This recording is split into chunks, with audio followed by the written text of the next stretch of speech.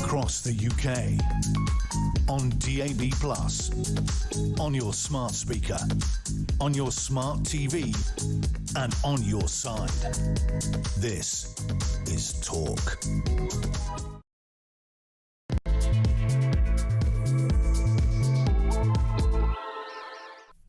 Yeah, good afternoon. Thank you to Julia. She's off to watch her favourite TV show. Welcome to the home of common sense. So much to get through here. Did you see the fresh poll of Labour members actually reckons that Andy Burnham would absolutely trounce Keir Starmer in a leadership race? This comes, of course, as the Greater Manchester Mayor kicks off a pretty radical left-leaning campaign for Prime Minister in the Makerfield by-election, which everyone sees as a clear warm-up for a future challenge to the top job. Just answer me this. What would the UK look like with Andy Burnham as Prime Minister? Give me your overview of what is likely to happen. Also, this afternoon, Britain's last European Commissioner has said that rejoining the EU would cost the UK billions. These are the words of Sir Julian King. He said that Britain would need to relinquish Margaret Thatcher's EU budget rebate, possibly raising the annual membership fee by at least £5 billion. I mean, the extraordinary nature and the jaw-dropping numbers are enough for anyone to say no, no, and, as she famously said, no again. And the UK has backtracked on its pledge to ban slave labour. There's a headline you didn't think you'd be hearing from its renewable supply chain, a move that affects its ability to meet Ed Miliband's net zero goals. Labour has enshrined in law a promise that its state-run company, GB Energy, would not fund companies using forced labour. We'll take a look at that a little later as well. We'll bring you everything you need to know, and as you'll be aware, if you're a regular on Afternoon, there's always a bit of breaking news thrown in there as well. You'll miss absolutely nothing. You can watch us on our YouTube feed. Just go to talkTV. It'll pop up live. And, of course, you can message us on 87222 or drop us a voice note on 0344 499 1000. I'm only laughing because producer Finn's going, you don't normally say that. What made you say that? I've discombobulated him now, and there's a lot more of that to come as well. By the way, if in doubt, this is the way you should look at things. If in doubt, blame Margaret Thatcher, OK? She is the bogey girl of all things that have gone wrong ever in our history, even stuff before she was born. Blame Margaret. All roads lead to Thatcher. So therefore, it was no surprise that Andy Burnham has gone there. It was growing up in and around these streets that I saw what Thatcher's government did to places like this, the deindustrialisation, the draining away of economic, social and political power. It left places like Makerfield behind, and Britain has been on that path for the last 40 years. Yeah, and he used to live in a shoebox. He was one step away from the shoebox line, wasn't he? I mean, let's be honest. People who grew up in Chatham in Kent made the same argument. Andy Burnham, one of those rare British politicians who spent 20 years permanently on the verge of becoming something. You look at his career. Permanently on the verge. In 2010, he stood for Labour leader and lost. In 2015, he stood again and lost even harder, watching Jeremy Corbyn stroll past him like a substitute teacher who accidentally started a revolution. You saw it play out. Since then, Burnham has reinvented himself so many times, he ought to come with software updates. It's that regular. And you want an example of this? You want an example of a Burnham U-turn? This one's very, very quick, this U-turn. Have a listen. Britain, if you look at the last 50 years, Britain has been on the wrong path. 40 years on the wrong path. He's just lost a decade in one speech, in one sentence. 50 years, 40 actually, I meant to say 40. He's back to his 40-year thing. See, if he said 50 years, then that might include the previous Labour government before Margaret Thatcher. He's riffing on the Thatcher thing. It's a big theme for him. Thatcher, working class roots, northern lad, mining town, all of that. Once upon a time, of course, he was pure new Labour. Polished, managerial, and all the charisma of a laminated NHS leaflet.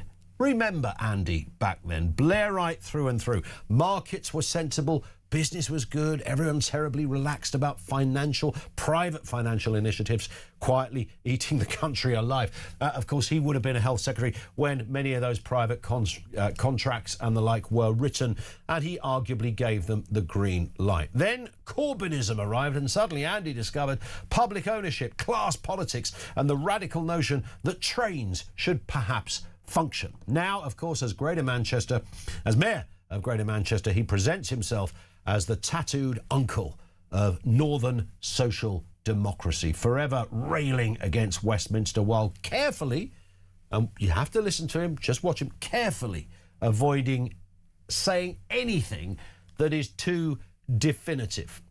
He's anti-austerity, pro-devolution, anti-Tory, pro-business, anti-London.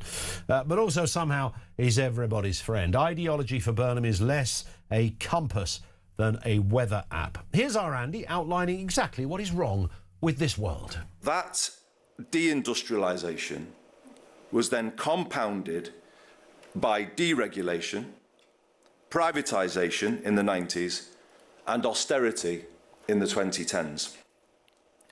It all adds up to 40 years of neoliberalism that have not been kind to the north of England. 40 years of trickle-down economics that did not, in the end, trickle down very much at all to Plattbridge or Hindley. And it's such a specious argument. It is such a vacuous, platitudinous argument, and but not entirely original, of course. Let's look back at the last 40, or was it 50, Andy? 40 years. Thatcher, he's put a load of things, he says it all adds up, and that's the most remarkable anti-intellectual point of that speech. It really doesn't add up, because we've spent a big chunk of the last 40 or 50 years taking this country out of a dying socialist wing, moving forward, modernising, giving people some independence, allowing individuals to fly freer, unchained, if you like, from the shackles of the state and regulation, and the government are big and they own everything. They'll tell you what to do. The proletariat class will simply agree and nod along and just do it anyway. We have moved leaps and bounds, but he's chosen to caricature everything. I mean, that's the kind of speech you would expect someone like Jeremy Corbyn to make. I mean, it's meaningless. It really is meaningless. It's just full of little kind of crazy, vaguely Marxist sound bites that are meant to sort of enamour you to this idea that our Andy is on our side, you know, he's a northern lad. He's literally playing a north-south divide game. And I'll say this till I'm blue in the face. Half my family were living and are still living in the north, and the other half living in the south. And do you know what? All the same class, working class people, children of dockers, of farmers, and you name it, you know, not people who own farms, by the way, labourers on farms. So all of that, and everyone had the same story. There was no difference in story between the north and the south. It was the same story. It's just a sort of massive urban myth that you throw out there, that you pretend that somehow Thatcher came into power and decided, I know what I'm going to do, destroy some towns in the north. I mean, is there such a human being that ever had that idea?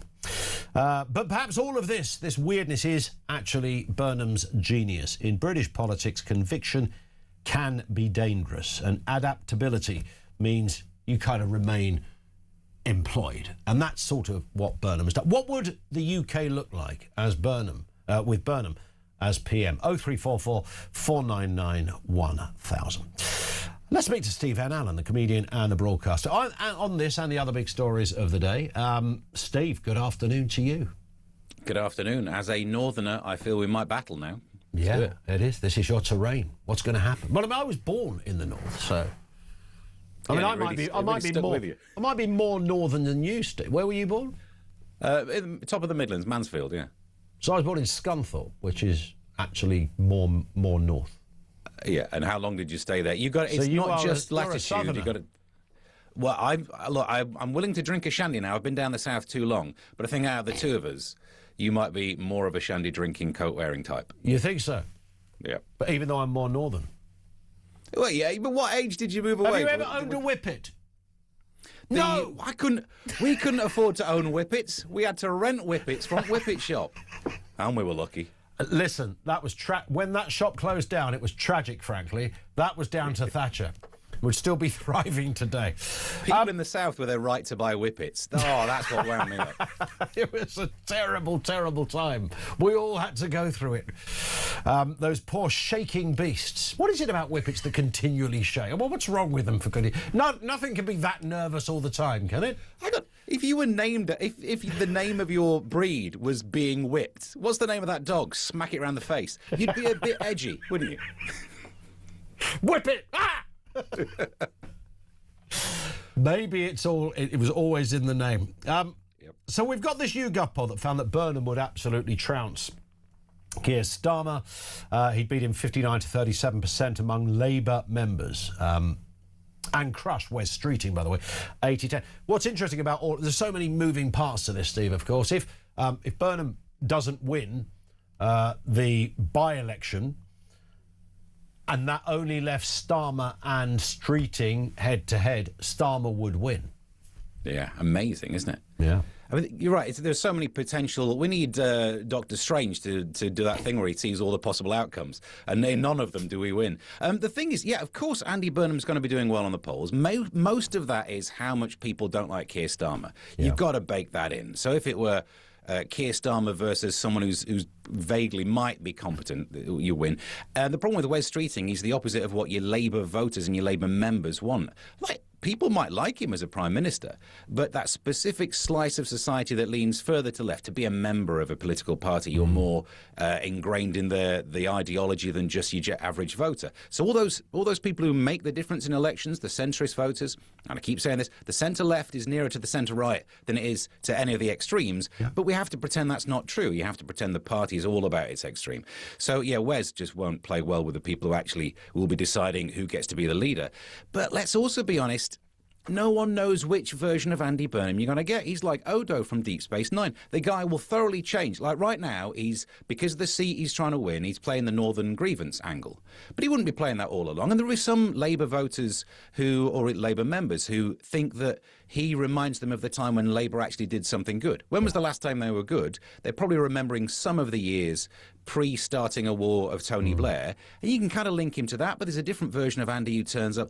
There's a Kylie Minogue song where three or four different versions of Kylie turn up. The Britpop version. Yeah. It's basically like that. There are so many different versions of Andy Burnham who could have a fight together, and you don't know which one would be in charge of the country. That's exactly where we're at. He would argue, of course, Steve, I've been on a journey. I think that's what he would say. Because, I mean, this fella was absolutely arch Blairite. I mean, it wasn't just the fact that he subscribed to all the policies and everything that went with it. And by the way, it's Blairism. We're not talking about, some extreme right-wing ideology. But he was a Blairite, and so he didn't just go along with it. He kind of looked it as well. He looked the part. I always say Andy Burnham was the first person I saw as a politician because politicians used to avoid wearing glasses because they thought it dated them. And Burnham comes along with a pair of snazzy specs. Burnham looked great in glasses. Now he looks like a man who needs glasses, and that's the kind of the change. It's just a years thing. It's just an age thing. I'm not condemning him for it, but he's kind of like he's one step away from lobbing those glasses away and getting a dog right now. But that's not to body shame in any way Andy Burnham. He just looked the part back then. He was youthful. He had a spring in his step. He didn't look like an archetypal politician. Proper Blairite. And now there he is sounding every bit as someone who's probably slightly to the left of Jeremy Corbyn. Yeah, it's amazing. But, maybe, okay, I should preface this by saying this is just my view then, for legal reasons. Yeah. It means I don't trust I don't believe he has any actual belief or core. He doesn't have an ideology. If you're willing to flip and flop like that, it seems like he's picking which one's going to win. And what's the main problem we've had with Keir Starmer? He doesn't stand for anything. So there's the chance we have two empty shells of politicians potentially battling to see who could be in charge of us all. There's no innards there on either of them. And I've got to answer the question: what would Britain look like with him as Prime Minister? I don't know, just like it does now. Yeah, I mean, if we follow his kind of usual chameleon-like reinvention journey, then what he's saying today, which arguably is to the people of Makerfield, that he will, get elected. When he gets to number 10, he'll turn back into the kind of Blairite character. Maybe. You'd almost hope so, wouldn't you? I don't know. I fear that there's a chance that he might not. That which part of the party or which part of the people is he trying to keep happy? Because he might be willing to stay up there in the Corbyn levels of things if that's where he thinks. Well, that's what's because obviously if he wins this by-election, and of course that's increasingly a big if because he's sort of up against it there. It's certainly not a given. He's then got to get the endorsement of the Labour Party. They quite like one of the reasons they don't like Streeting is they see him more Blairite. So Burnham's playing that card. He's appealing to that group. But once you're in, you can kind of do all sorts of things, can't you? Once you've got the gig, just forget about that. I've only got 2 years anyway, so what does it matter? Don't you feel sorry for the people of Makerfield knowing you could vote for this guy and you'll never see him again? The odds are he will disappear and not give two hoots about you for the rest of his time. It is. I was talking to some people about this morning, and we've probably mentioned exactly this point, Steve, almost every day, that he's going to be saying on his acceptance speech, I thank you very much for the people of Makersfield. You've voted for me, you've put me in this position, and that's amazing. I'm off now because there's a better job going down the road. So nice knowing you. Keep in touch. Yeah, just doing that loser symbol on his forehead as he backs out the room. Bye. It will be exactly the political version of that, won't it? Yeah. And I know what you say is up against it, though, but I actually think he stands a good chance because there are two cohorts who will be voting for him. There'll be the people who want Labour to win, so they'll be voting for him, and the people that don't like Keir Starmer, who might have been persuaded to be a reform voter, but now think the better way to attack Keir Starmer would be to send Andy Burnham down there. Point. So you add those together, I think he might have the backing. He might have the backing. Steve, stay with us. More stories still to come. We'll talk about that extraordinary prediction of what it would cost to rejoin the EU. Jaw-dropping stuff. The age of criminal responsibility. They may raise that age. We'll come back to that as well in a couple of moments. Oh, and dodgy barbers and vape stores to be shut down in money laundering crackdown. What has taken them so long? They're flipping everywhere, these places. How many vapes does any town need? 0344 499 1000. This is Talk.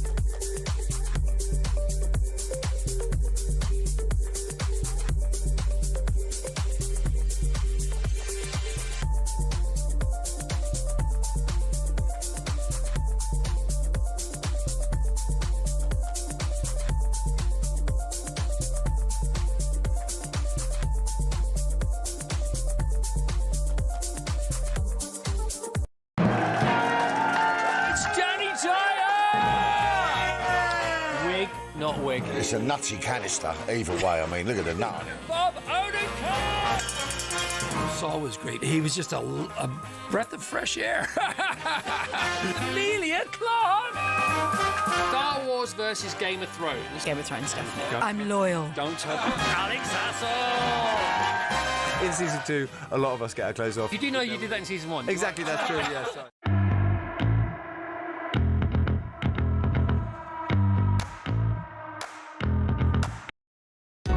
Across the UK, on DAB+, on your smart speaker, on your smart TV, and on your side.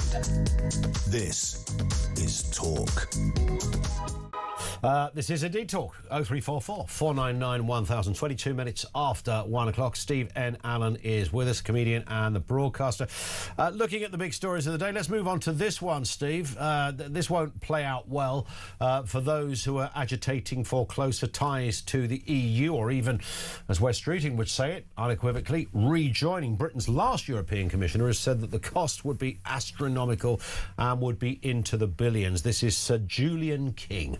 Me neither. Said that Britain would need to relinquish Margaret Thatcher's EU budget rebate, possibly raising the annual membership by at least so raising it by £5 billion. Let's have a reminder of that moment that we left the EU. The total number of votes cast in favour of leave was 17,410,742. This means that the UK has voted to leave the European Union. So there it is. That was the result. That's been contested.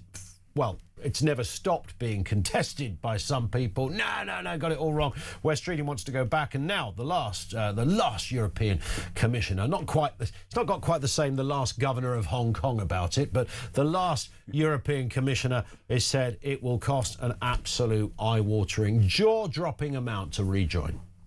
Yeah, it's the reality, isn't it? And it just goes to show all of this, the politicians just saying we should rejoin, we should not chase rejoining, we should align, we should not align. They're just words. None of it is actually practical. In fact, do you know what annoys me about what we've seen? Since Wes Streeting mentioned the EU to kind of put a little bit of poison in the water for what Andy Burnham will have to deal with up there in a region that very much voted to leave, and now he's, in the past, Burnham said we should rejoin, and now he's not chasing it. All of this tells us we don't know what any of them think. They are simply playing politics with the phrase EU. What could do my adversary the biggest damage? That's all we know. They've worked that out and they've done it. But the actual practicality of it is it's impossible to join, isn't it? You'd have to do it through a referendum. The deal we'd get would be so horrible that no one would vote for it. So let's just stop even having the discussion. It's a waste of time. If it weren't for the fact it means they can argue over it and potentially scupper someone from being PM. It's games to them. Yeah. Some of it ties in with this story as well. The government considering raising the criminal age of responsibility from 10 to as high as 14. That would put the UK in line with European standards. And of course, people hear that and go, so it's all about the joining the, even our young criminals aren't safe from politicising their disposition. England and Wales currently have the youngest age of criminal responsibility. Germany, it's 14. Sweden, it's 15. Portugal, it's 16. France, it's 57. So they've got different ages across different countries, but they're trying to find a sort of harmony point, a sweet point, and they reckon it could be 14. Where do we go with this? Because it does, 10 is very young. I've got a 12-year-old, and he, frankly, he's 12. It's like he's a kid. But 10, even more of a kid, right? Yeah, I know. And every argument about better alignment with the EU is normally met by it would be easier to export. So if that's what we're doing it for, we can export all of those young tykes over there, maybe. Look, I don't know why they're even talking about this. Who's had a conversation recently saying, I'll tell you what the big problem with this nation is, those 11-year-olds. It doesn't seem like it's a problem that's been holding us back. If anything, it feels like it will make it easier for those county line gangs to recruit young people under the age of legal responsibility to be doing their nefarious transporting of whatever they do. But again, we don't really talk about county lines gangs much these days. I'm not sure. I'm not down with the gangs, if I'm brutally honest. But it feels like they're trying to fix a problem that's not really a problem. It's not the biggest issue that we're facing. No, and it's kind of bizarre. I appreciate different departments do different things, and there's probably on any given week, there's probably 100 stories out there we never really read about, but they're there somewhere, of things that are changing, or policies where they're having meetings to look at new ways of implementing certain laws or whatever. And maybe this is just one of them that's kind of caught certainly caught Fleet Street's eyes a bit. I mean, I am fascinated by at what age. I mean, everybody famously and understandably points to the Bulger case, where you had 2 children committing the most horrific act of murder, and the details of which are just too grisly to even go over, of course. And you look at a case like that and say, well, clearly, I mean, remember at the time people were saying these should be tried in an adult court. They should be sent to an adult prison. And then there's another party who goes, well, yeah, I get that, but they're also 10. I mean, I don't know if you could put a 10-year-old in strange ways. That would only end one way, you know, which people then reply, well, so be it. But, of course, if it's your own kid that's just gone wayward and they've got in with the wrong gang, they've got their own kind of issues or whatever, then we have a different view on that. Yeah. And it feels like you can't have a system where the passion you feel based on the details of the crime changes the law. That's not really how laws work, is it? But it feels like we've got a system that kind of works. Because if you are 11 or 12 and you are technically criminally responsible, but surely those numbers are taken into account when a court's having a look at what's happening. So it's not as if you are truly treated the same as a 35-year-old repeat offender. So it seems like we have a system that works. There are two things. One is by increasing the age, it then would mean you wouldn't have to disclose whether you'd been found guilty or something. And I can kind of understand the argument that you are scuppering a life if every time you apply for a job you have to admit that you did something when you're 11. Yeah. But then why are we changing that? Well, you could change that without changing the age of criminal responsibility. Part of me thinks it's also a way of just keeping people out of prison because they can't seem to sort that. It's all very well saying, you know, this department might have this as one of the things they're looking at. It's the same department that seems to be stopping us getting access to a trial by jury because we're too backlogged. Fix that then. There's number one priority in your inbox. Fair point. We move to this one. Dodgy barbers and vape stores. I know you're close to both of these stories, Steve. Are to be shut down in money laundering crackdown, scream the headlines. This is a new £30 million high street organised crime unit that will target these dodgy barbers and vape stores and mini-marts laundering criminal money. I mean, they seem to have been saying this for a long, long time. There are an awful lot of vape stores, we know that much, and quite a lot of barbers. Yeah, and if you are a dodgy barber laundering money, you should hire people like me, a bald man, because I'm available. I'm not going to any other barbers. So you might as well, you know, I mean, it will look obvious that you are dodgy if you're pretending you can do anything with this. Yeah. But, I mean, it is addressing that issue, isn't it? Our high streets dying off and yet slowly being filled with money launderers and other criminal activity. Good. We should be cracking down on this. Isn't it 75... officers, if that's their title, 75 people. This task force will have 75 people for the whole nation, which works out to like 100,000 shops each or something. It is nothing other than window dressing, not to make this a pun. It's just trying, look what we're doing. We're doing barely anything that will notice. We should cut down on the barbers and the mini-mart things. I'm not too worried about the vape shops. I'd rather we have fake vape shops than real vape shops because at least then people aren't buying vapes.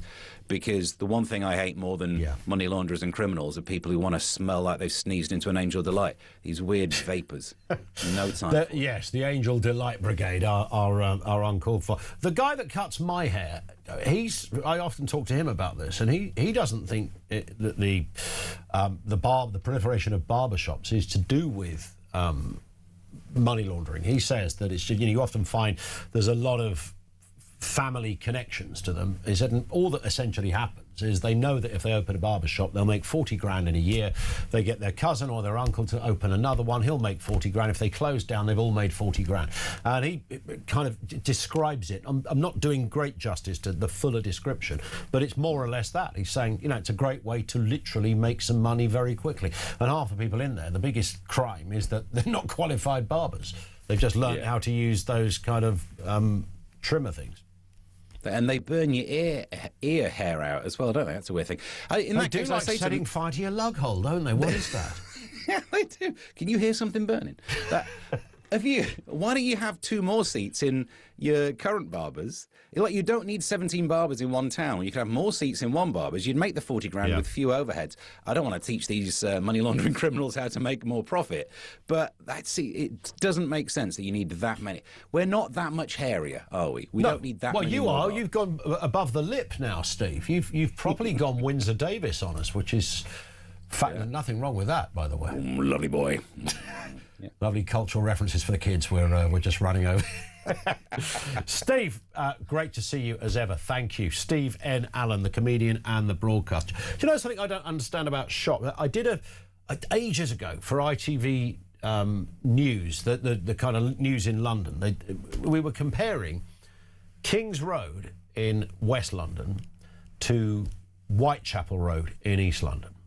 Because I'd never, it's bugged the life out of me. I used to look at King's Road and look at Whitechapel Road. One was, whether it's changed, you can tell me. Whitechapel Road, an absolute, aesthetically horrific. Buildings, it hasn't been painted, there's stuff peeling off it.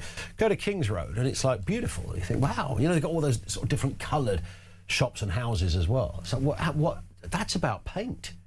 This isn't even about money and poverty. It's about paint, mate. Why is there no directive from local authorities? And I've got this even in lovely leafy Sevenoaks where I live. There's a shop there that's just opened that's just got the most appalling window display, and the outside of it is in. How is that not a thing? Okay, you can rent this shop, but you've got to fulfil this criteria. It's got to look nice, it's got to look neat, it's got to be painted. You can't have wonky signs. You can't have your mate who's just ordered some sticky letters off the Amazon people and lobbed it on a plank of wood and then chucked it up there at night. No, it's got to look great. The surrounding buildings, if you're the landlord, not the business owner, you've got to make the building look. Why is that not a thing? Because the towns become more attractive. They look better if they're a bit spick and span and a little bit neat and nicely painted. I don't think that's too much to ask. 0344 499 1000. More for you. That question as well. By the way, anything we've just talked about, criminal age of responsibility, the vape and the barber's shop thing, that's back on the agenda again. And what would the UK look like with Andy Burnham as Prime Minister? 0344 499 1000.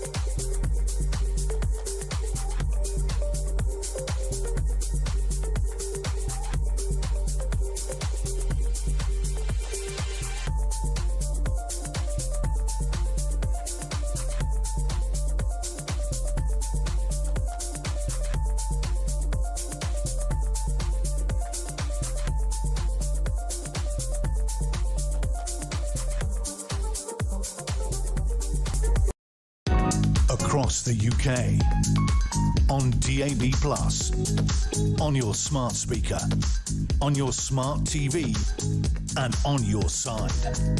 This is Talk.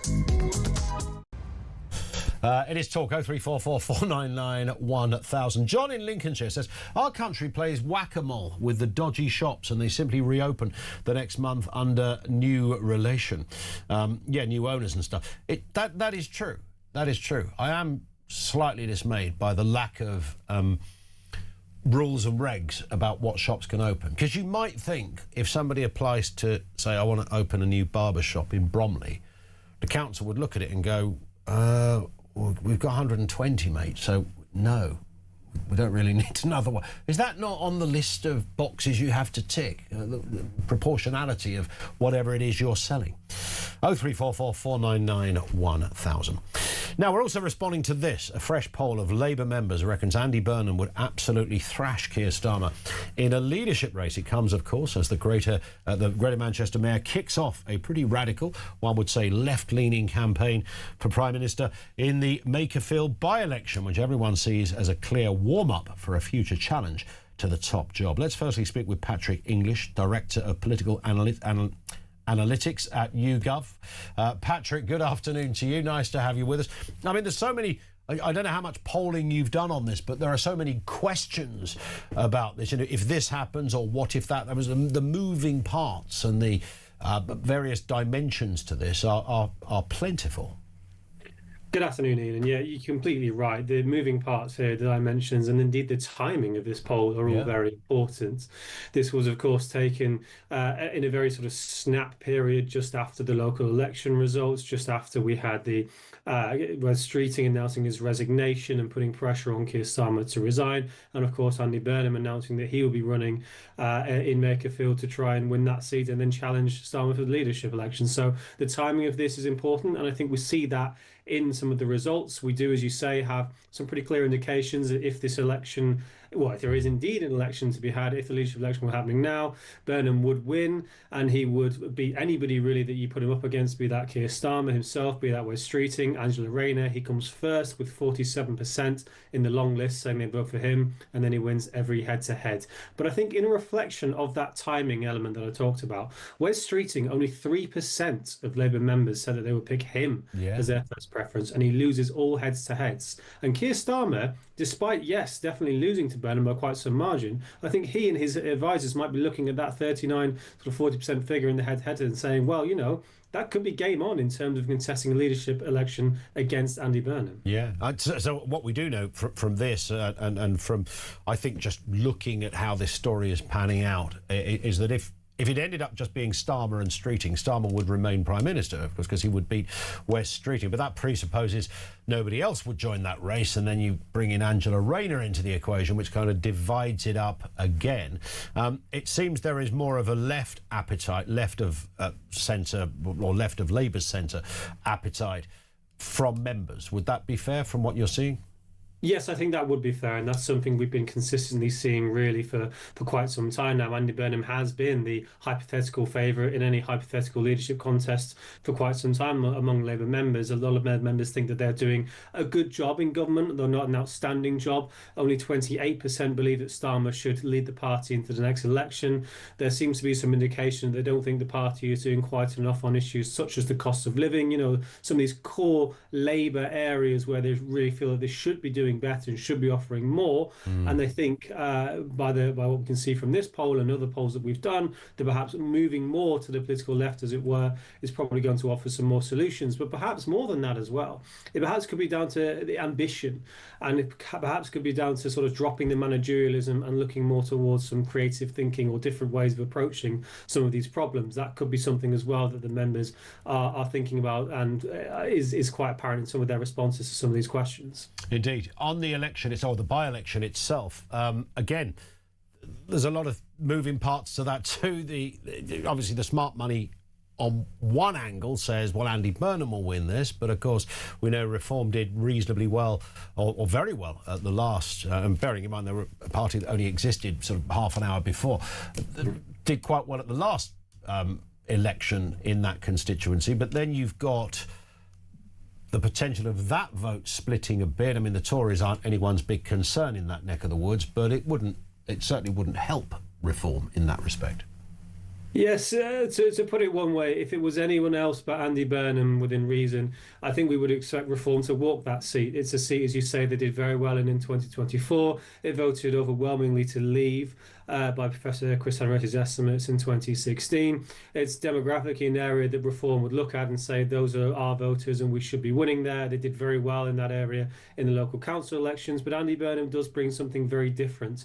Not only his own personal brand, but the fact that he can stand there and almost take away some of Reform's positioning as being the anti-government candidate, because he's able to go into that seat and say, yes, elect me and I will change the government, whereas a standard Labour candidate probably couldn't do that. So that is an interesting dynamic which will play out. As you say, the Conservatives have said that they will stand a candidate, so have the Greens. so there's potential for the vote on the Labour side to be split as well. So there's a lot going on here. We're obviously going to have to wait and see for the full candidate lists, for any polling that we do get out of it, but it's going to be a tough fight, I think, and Andy Burnham is in for a long slog there. Indeed.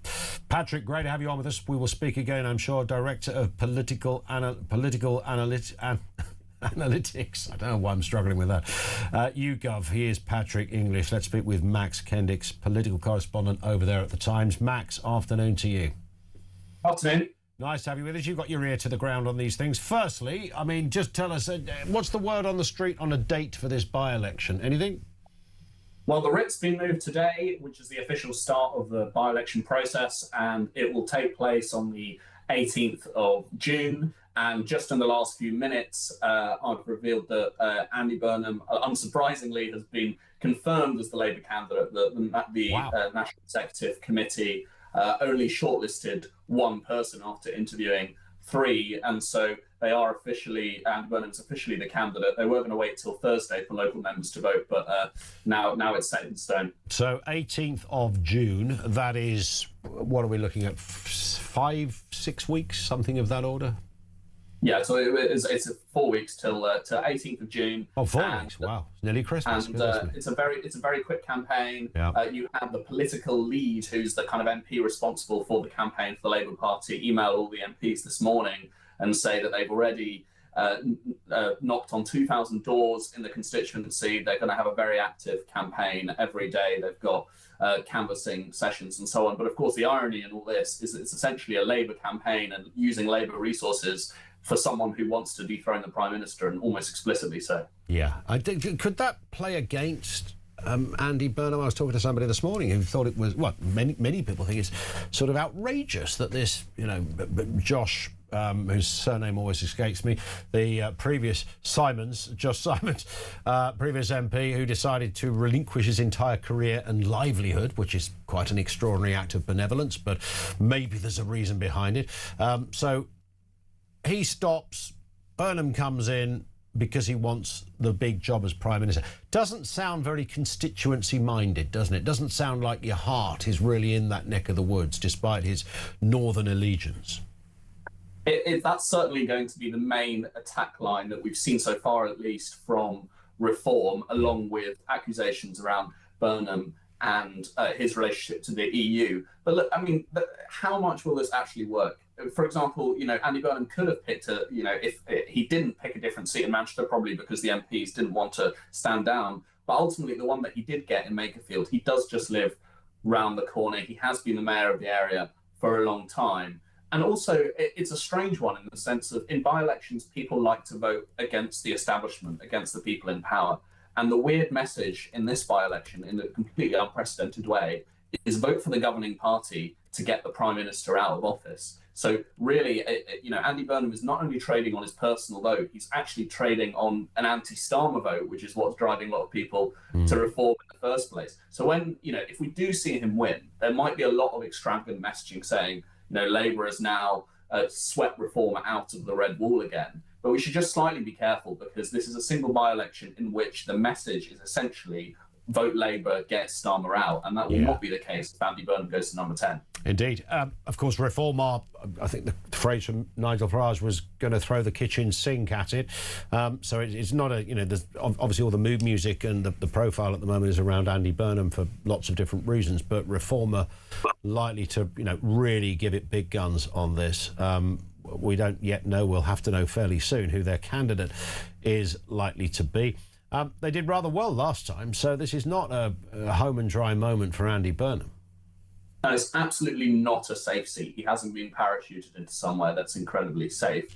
And no governing party has won a by-election with a majority this small in about 40 years. In fact, more people voted Reform in Makerfield than in any other constituency that Labour won in 2024, and the support for Reform has only gone up since then. More than half of the people in the constituency voted for them in the local elections, compared to just about 22% for Labour. So they really are behind on national expectations. But Andy Burnham, whenever he is on the ballot in the area, he tends to have a 10 to 20 percentage point boost on the results for Labour, and so he's hoping that will play again in Makerfield and carry him towards the by-election victory and ultimately the premiership. Yeah, he's of course doing ticking a lot of obvious boxes with his eye clearly on the specifics of the constituency. He's talking about Thatcher, and we've got politics wrong for 40 years. I mean, he's suggesting that sort of since Thatcher, conveniently forgetting those horrific years pre-Thatcher and how she ended up getting in that position in the first place, but nonetheless, he's suggesting the entirety, if you like, of our political system is wrong.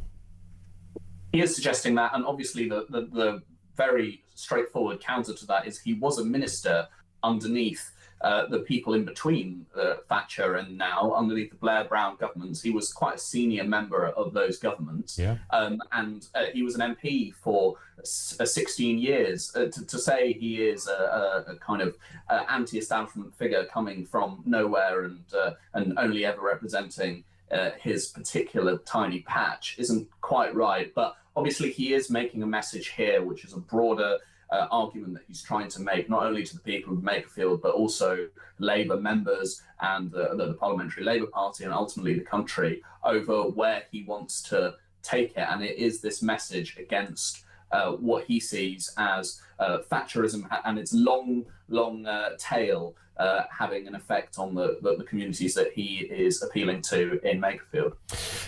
It's not going to be dull, Max, is it? I mean, there's great material here to keep us going for at least a month on this. We have just heard that Reform have announced their candidate as Robert Kenyon. I don't know if that name is familiar to you, Max. I know I'm putting you on the spot here, but I believe he was the candidate last time in this constituency. So that is yes. That is a continuation of who stood last time. There was some debate over him as a candidate. In fact, one of the other candidates who was in that seat, who I spoke to a couple of days ago, said that Robert Kenyon was not a very good candidate or campaigner. I'm sure he would disagree with that.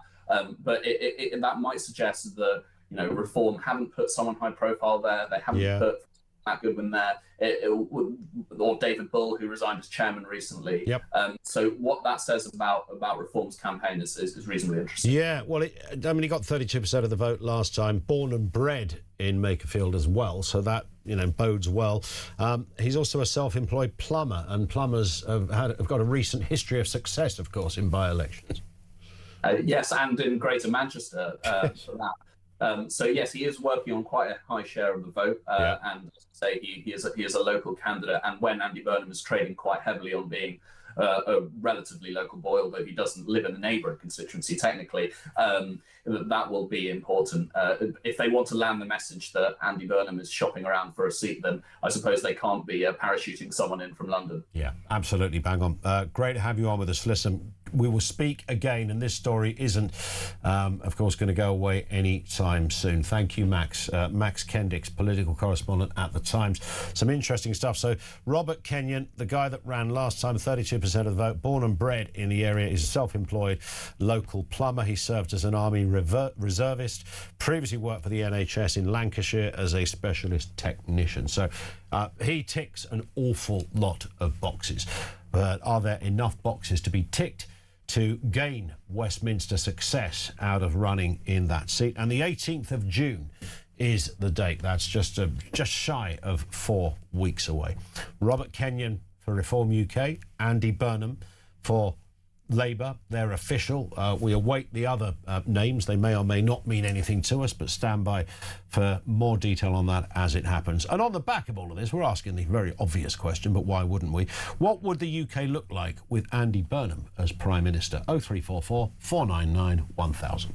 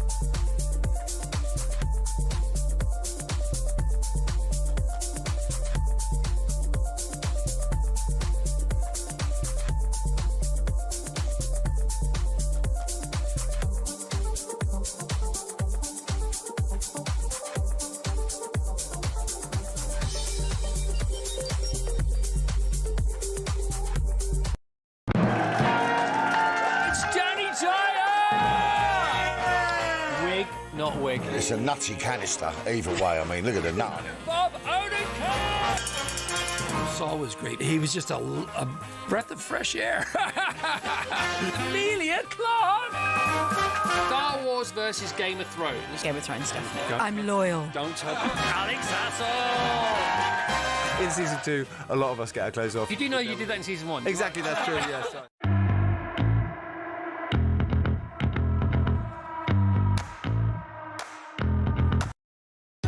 Across the UK, on DAB+, on your smart speaker, on your smart TV, and on your side. This is Talk.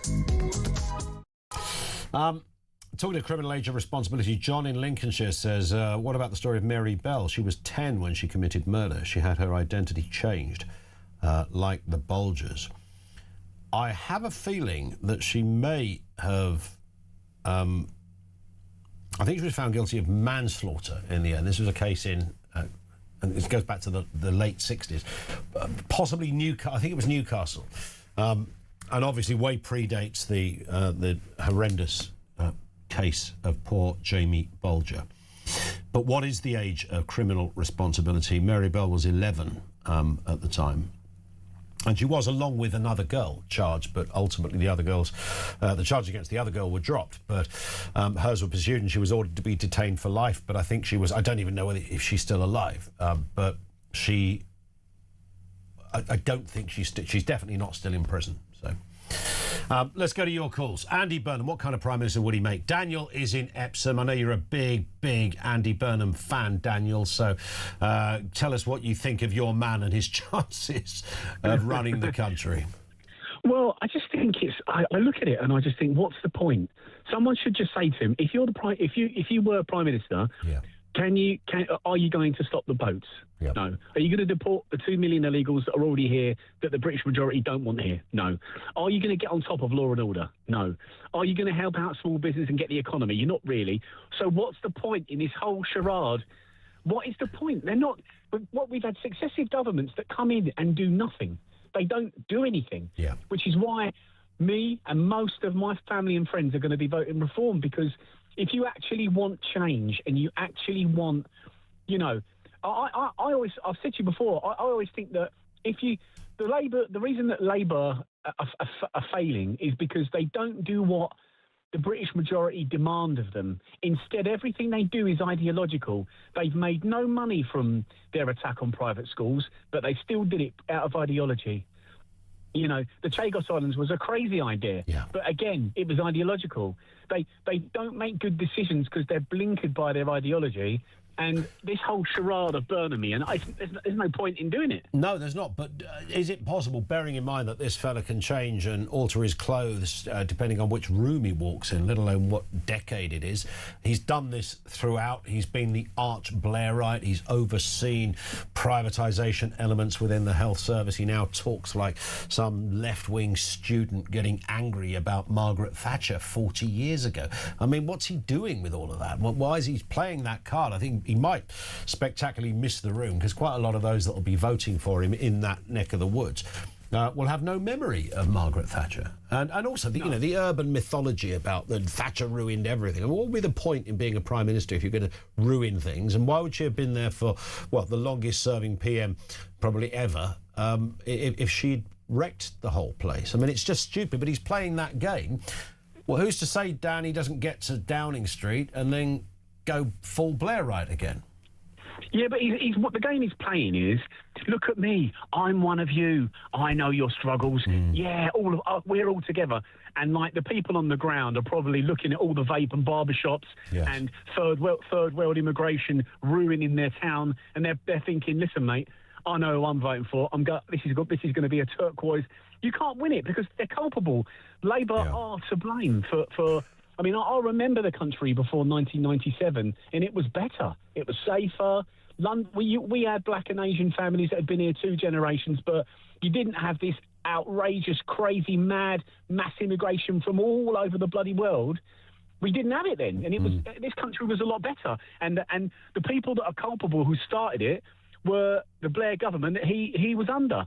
And the Tories just exacerbated it. I'm going to predict it. I'll ring you back in a month. This war will be won by reform, because most people up there will think and feel like I do, and we need real change. Yeah. And it sounds like they've got a very good candidate, the guy that did pretty well last time, local lad. He's a plumber, served as a reservist in the army. I mean, he literally does tick a lot of boxes, and he's literally born and bred in that constituency. So you could be right. But then, of course, you know, you have other factors that could hinder, Daniel, the reform vote. Restore could throw in a candidate which might, you know, thousands matter, hundreds matter in those by-elections. So, you know, you get it split between the Tories. The Tories won't do great, but, you know, 4,000 could be enough to dent it. Rupert Lowe comes in, gets a few thousand. They're all going to be hoovered away from reform. Yeah, but this is where I'm kind of annoyed with Restore, to be honest. And I would believe in most of the things that Rupert Lowe says. But we've now got, for once, right, the British majority have a party and a vehicle for real change, and that's reform. So the last thing we need are Advance and Restore, who fundamentally, basically agree on the same things as reform does. You know, I just think we need to get a grip and realise that our best option to turn the country around is to vote reform.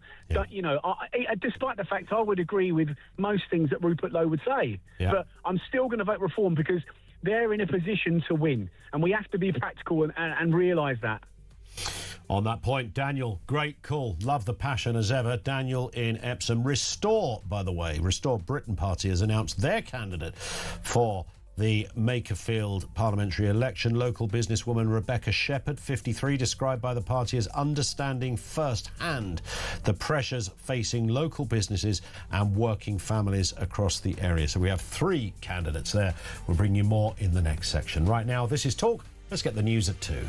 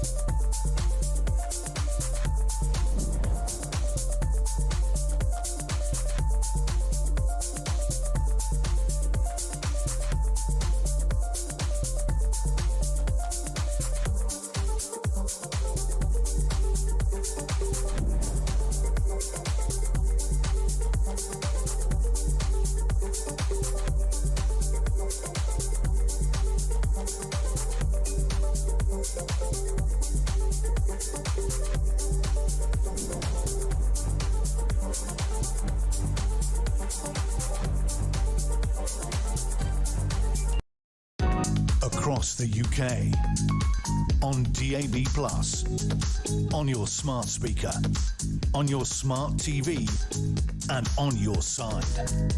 This is Talk.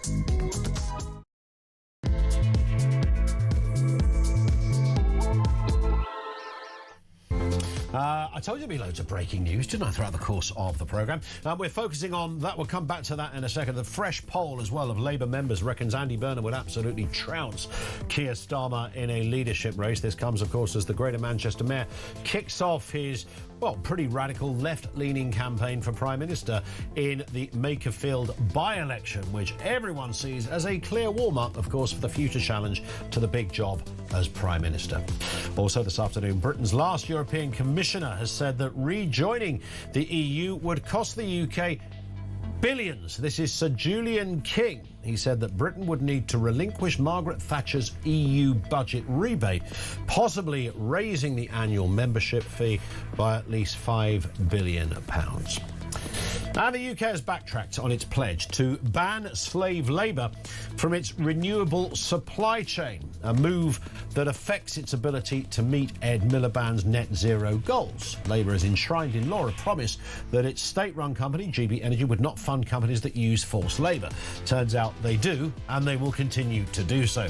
More on that as well. Everything you need to know, all the breaking news right here on Talk 0344 499 1000. We'll get into that story of the EU, what it would look like if financially if we had to rejoin in just a moment. First, though, we've got bits of news trickling out of who's going to be standing in the Makerfield by-election. So we know that Andy Burnham is going to be the Labour. That's official now. It's all done, dusted. It's official. He's on the ticket. 18th of June is the by-election. This is Andy Burnham. He's the candidate for the Labour Party. Here he is. It was growing up in and around these streets that I saw what Thatcher's government did to places like this, the deindustrialisation, the draining away of economic, social and political power. It left places like Makerfield behind, and Britain has been on that path for the last 40 years. OK, he's running with that. That's Andy Burnham, familiar to many anyway, but there he is, essentially launching his campaign. We have heard, however, that Reform UK are putting Robert Kenyon into the seat. Now, Kenyon was the man who last time got 31.8% of the vote. Did really well, got nearly 13,000 votes to the Labour's 18,000 votes. So it was quite close, and Reform are running with him again. He's a true local guy, born and bred in the area. Let's have a listen to the Reform UK candidate, Robert Kenyon. Now, they might know the system, they might know how politics works, they might know Westminster, but they don't know the area or the people, you know. You could read a book about something, but you'll never understand it until you actually do it. For Andy Burnham, Makerfield will be a stepping stone, but for me, it's the only place I've ever wanted to represent. There it is. That's a very powerful message. For Andy Burnham, it's a stepping stone. For me, it's the only place I've ever wanted to represent. That is hard for Labour to challenge that specific point. In fact, it's impossible. Because quite literally, Andy Burnham wants this job so he can get another one, Prime Minister. We've also heard, you heard two there, just between those two voices, and they're likely to be the big players in terms of who came first and who came second last time. It was Labour first, Reform second. The Tories came in with 10.9% of the vote, with about 4,300 votes. But of course, it's changing again, because now Restore Britain have announced their candidate. Local businesswoman Rebecca Shepherd is their candidate. And when we hear more from her, we can bring you that as well. I'm sure over the course of the afternoon, we'll hear who the Green candidate is, the Conservative candidate. I mean, usually these are local people, not always household names. Burnham is an exception on that one, but we know why. So that's what we've got so far. That is the state of play. We've got Robert Kenyon for Reform, we've got Andy Burnham for Labour, and Rebecca Shepherd for Restore. More of that as again. Based on what you've heard, though, certainly of those two voices, which one of those two do you think sounds like the... And try and be objective on this. I know it's always a big ask. Try and be objective. Which one of those two sounds like they're seriously ticking all the right boxes? Brad in Cambridge says, you're right about Burnham's desire to be something or anything. I can see him sitting in a bar somewhere in years to come, crying into his beer and telling anyone who will listen, I could have been a contender. Yeah, that's exactly how it's going to be. Thank you to Kath as well for your nice comments. Reference our little... Well, we had a whippet moment with Steve and Alan, which was completely impromptu and rather amusing to all of us, frankly. Thank you for that, Kath. Let's look at this story then, because this is also... Because there's a lot of stories around at the moment. You see the HS2 story as well. Could cost up to 102.7 billion and may not open until 2039. How have they got that so wrong? I mean, the Chinese can open a railway that goes across the whole country in about half an hour. I know there are not direct comparisons. Now, Britain's last European Commissioner has said that rejoining the EU would cost the UK billions. This is Sir Julian King, said that Britain would need to relinquish the now famous, I suppose, Margaret Thatcher EU budget rebate, possibly raising the annual membership by at least £5 billion. And that's a lot of money on top of an existing lot of money. Let's speak with Ben Judah, former Foreign and Commonwealth, former Special Advisor to David Lammy. Good after. I stopped with that acronym, Ben, as you saw, because I knew I'd trip up on it.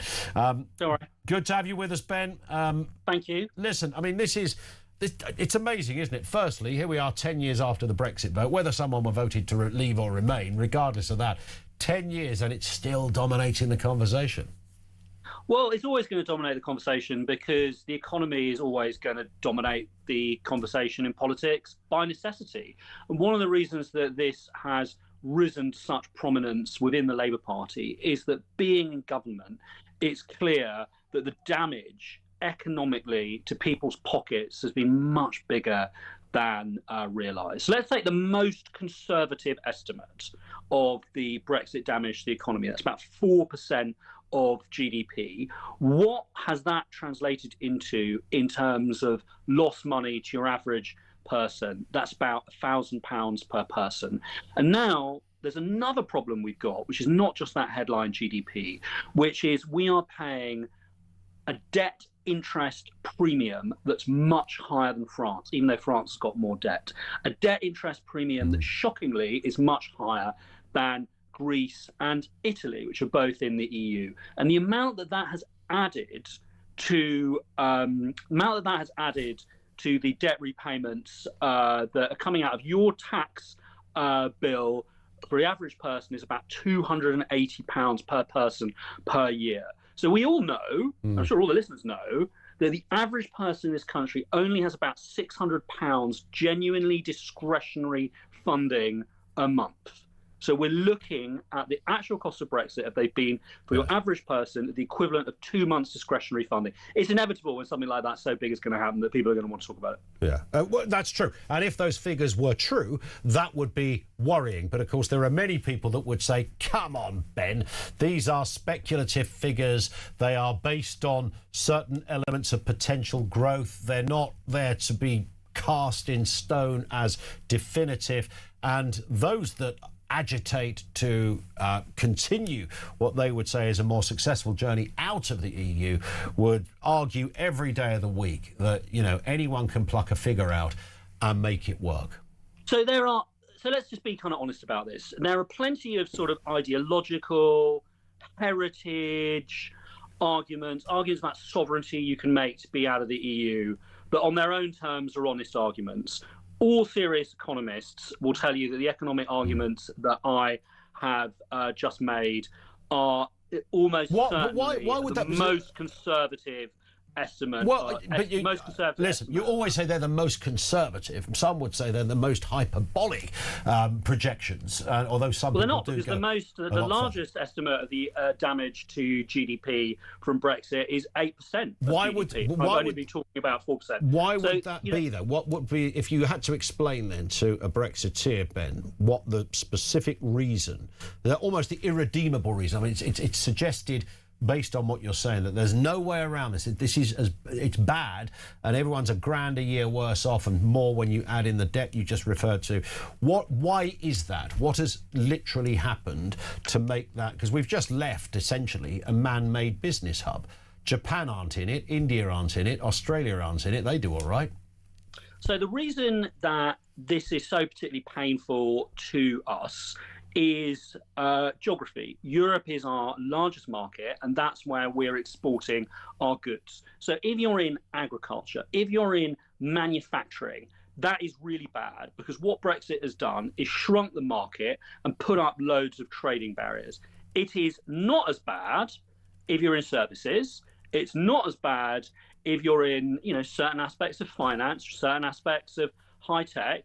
Got to be honest. You've got to be honest about that. But it has been really bad for manufacturing and agriculture, which is still the core of the economy in a lot of ways. Naturally there is, sorry to interject, but there's naturally going to be, and I always thought when this whole thing came around, I'm not exclusive in this, that if Brexit's going to work, firstly, it's not a law of physics being in the EU, so it can work. But I also added the caveat that it will take time. I think Rees-Mogg once said it would take 50 years, but, that's Jacob Rees-Mogg. But I always thought this is something that's going to take a generation, in order to pan out. So we've got... So my argument is to that... We're not even yet fully out of the EU. It could also be argued. So look, you've got to be honest here, and there is a way to make the country grow outside of the EU,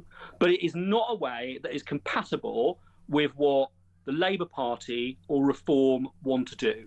It's shifting towards a far more American model. It means drastically cutting back welfare, drastically cutting back the welfare state, clipping away at the NHS, firing up the North Sea again, cut, snip, snip, snip on regulation, left, right and centre. That is absolutely not what the Labour Party wants to do. No, the Labour Party don't, but quite a lot of the country do, don't they? I mean, Reform do. A lot of people think, well, the North Sea, like the Chinese are doing, get in there and use what we've got. Won't be there forever, but use it in the meantime. That's an argument you can make. But the argument that I'm making is that polling shows and politics is showing that the majority, the vast majority, not everybody, there are genuine free marketeers in this country, want a more European social model. They want big spending public services, triple lock for the pensioners. And you see how popular Andy Burnham is, promising more nationalisation of certain utilities. That you don't believe that, though, do you? That's not compatible with Brexit. If you want to grow and have that kind of European social model, you should be in the European Union, because the easy way for this country to grow is just to trade more with its next door market. But we still do trade, of course, with nothing stopped in that. The trade has been frustrated. So let's have a look at the figures here. Since 2020, and I think it's important to go by 2020 because you had the pandemic, and that's the year we left the single market. The share of trade in our economy, the trade intensity of our economy has actually gone down by 12%. So we're doing less trade overall than we were. And one of the reasons for that, and I can tell you firsthand about this, is that the Brexit promise of opening up other markets outside the EU has failed. I worked in government on our trade deal with India and on our trading agreements with the United States. These things are rounding errors in terms of the market access they have provided us. They're going to be providing us 0.000% of an economic boost. And that was what we were always trying to avoid saying when I was in government, because it's really so small. So people in this country need to ask themselves a question. If you're committed to Brexit, and it's a completely legitimate thing to be committed to, and you want it to work, you want the sums to add up, you are going to need to move towards a much more American economic model, which is not one that's compatible with the welfare state as we know it, or the promises of the Labour Party or the Reform Party. If you want that, better go back into the single market. But Ben, I mean, you mentioned 2020. You sort of slightly, I say this politely, glossed over the COVID pandemic thing, which was not just a blip, but a catastrophe economically and otherwise. If you look at Germany's exports to the UK, France's exports to the UK, particularly Spanish exports to the UK, they also took a bit of a hit during that time. No, they all took a hit in the pandemic. That's absolutely true. But only the UK is an outlier in the sense that our trade intensity has gone down. Their trade intensity has all gone up, actually, and that is where you can really see some of the damage. And you should have on the show, people who are struggling to export to Europe, dealing with all that mountain of red tape. I don't really consider this a left-wing argument. In a lot of ways, it's a good old classic, get rid of the red tape argument. There's too Well, it's not left-wing. I mean, the very party that instigated the vote were pro-Remain, of course. It's now much harder to just trade with Europe than it was before, and it's especially impacting, agriculture and manufacturing. So those are the economic reasons why people are talking about it, and I think people are going to keep talking about it. Ben, with that in mind, then, what do you make of Sir Julian King's point about the amount it would cost to rejoin it? I mean, Wes Streeting is the only one that's said it out loud. We should rejoin the EU. Andy Burnham, I'm pretty sure, feels the same, because he has literally also said it before, but he's sort of slightly rode back on that somewhat. Nonetheless, I mean, those arguments do continue. I mean, it would cost a lot to get back. I don't know why it would, because you could just say, if you have France and Germany, the sort of powerhouses of everything that goes on in Brussels, you could just say, yeah, just come and rejoin us next week, fine. So a couple of arguments that you'll be hearing, two of which are wrong, one of which is right. The first argument you'll be hearing is that we would have to join the euro and give up the pound. That's not true. I'm sure loads of the listeners at home have been to many of the countries in Europe that don't use the euro, like Poland or Sweden. It's changing though, isn't it? It doesn't actually say in the treaties you have to join the euro, and there's no mechanism to force you to join the euro. The Europeans would love to have us back in. I've heard this firsthand from a lot of the big leaders in Europe. They'll just say you don't actually have to join the euro. It doesn't cost them anything to say that. Second argument is about Schengen, is the passport-free area that you have on the continent, so that when you go from Germany to France, Spain to Portugal, I'm sure, again, many people have experienced this, there are no passport checks. Now, new members are expected to join that, but here, I don't think we would be allowed to join Schengen, because Ireland isn't in Schengen, and the EU wouldn't want to insert a passport border between Northern Ireland and the Republic. So that's a wrong starter. Now, one argument which is true, and I would agree with, Julian King and critics on this, is that when you're in the EU, you have to pay into the common EU budget. That is several billion a year. Yes, it's an amount of money, but my argument would be that if we were in the EU for the long term, if you'd won a referendum by 60%, and we were certain that was our long-term trajectory, the amount of money that we were paying in debt interest would go down very quickly, because there's no reason we should be paying a premium on our debt than countries that are paying more of it, have got more of it, like Italy, Greece, and France. And the reason is that the bond market, and people will know this from their own credit card bills, is looking at us and they're going, these guys aren't growing fast enough. They need to be growing faster in order to be able to tackle that build-up. So I think the amount we'd save would be considerable. Currently, the premium we are paying on for that debt interest is about 10 billion a year. This Parliament.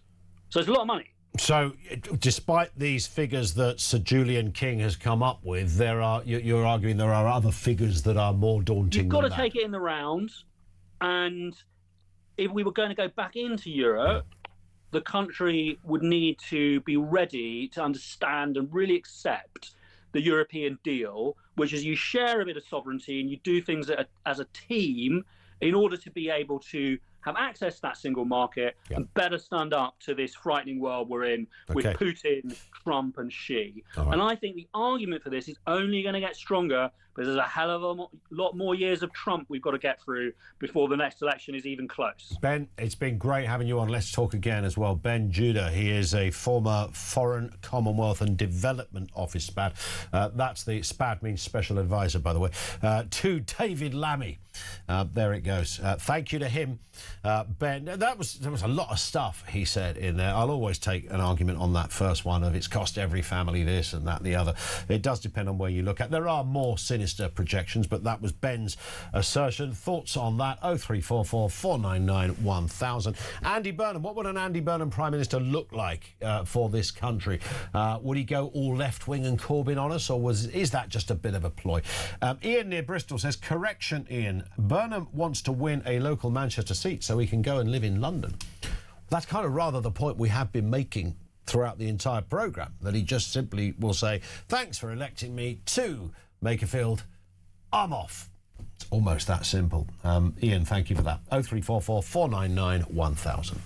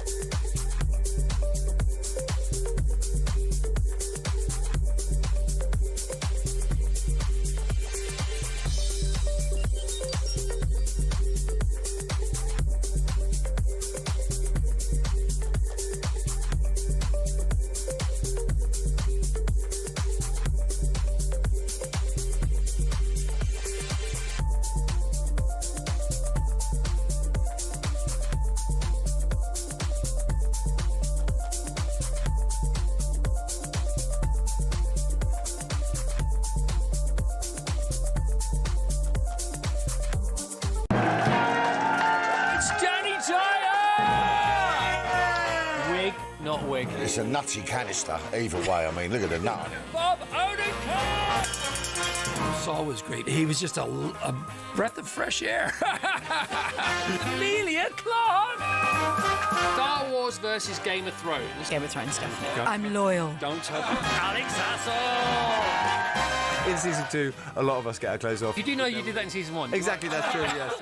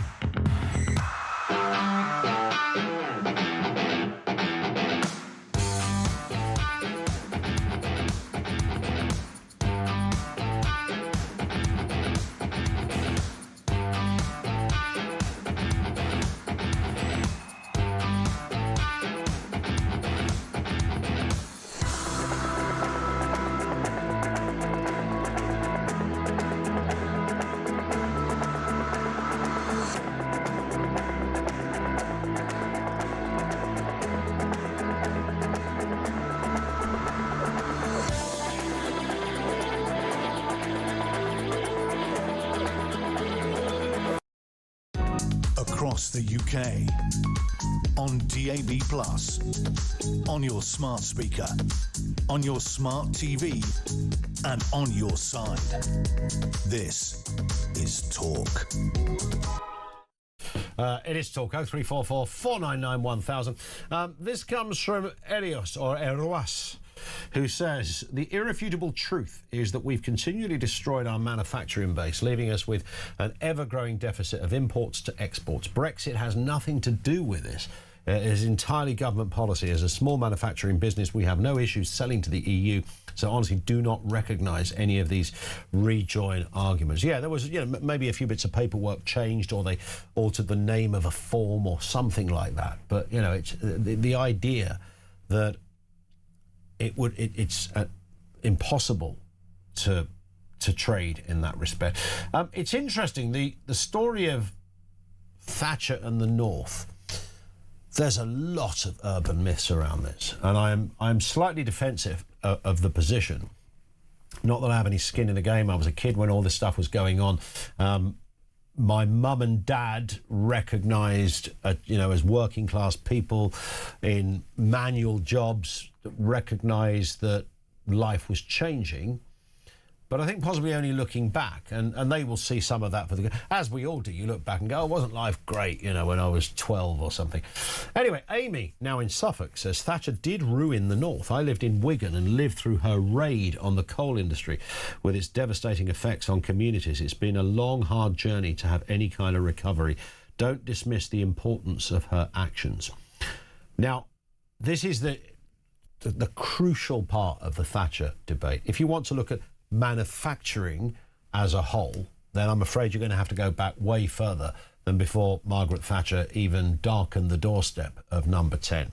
If you want to look at the cotton industries, textiles and the like in areas such as Lancashire, then that predates, the demise of those industries predates Margaret Thatcher. If you want to look at the automotive industries, nothing to do with Margaret Thatcher. These were areas she identified as quite literally looking at it and saying, we cannot take on the Far East. We can keep throwing loads of taxpayers' money at this industry or that industry. We're never going to be able to take on the might of the areas such as India and further afield into China and we just can't do it. And as your Prime Minister, I am not going to use your money, which is throwing good money after bad, because we can, it's not a race we can win. On that point, that's where a whole lot this almost overarching argument, Thatcher ruined manufacturing. I mean, as if you would set up and go, I'm going to be Prime Minister, I want to ruin manufacturing. Of course you don't. The coal industry, now that's an interesting argument because of where we are now. The arguments about coal now are largely environmental, and nobody would be advocating coal and keeping mines open today. That wasn't her thinking, of course, at the time. It wasn't entirely, or if at all, environmental.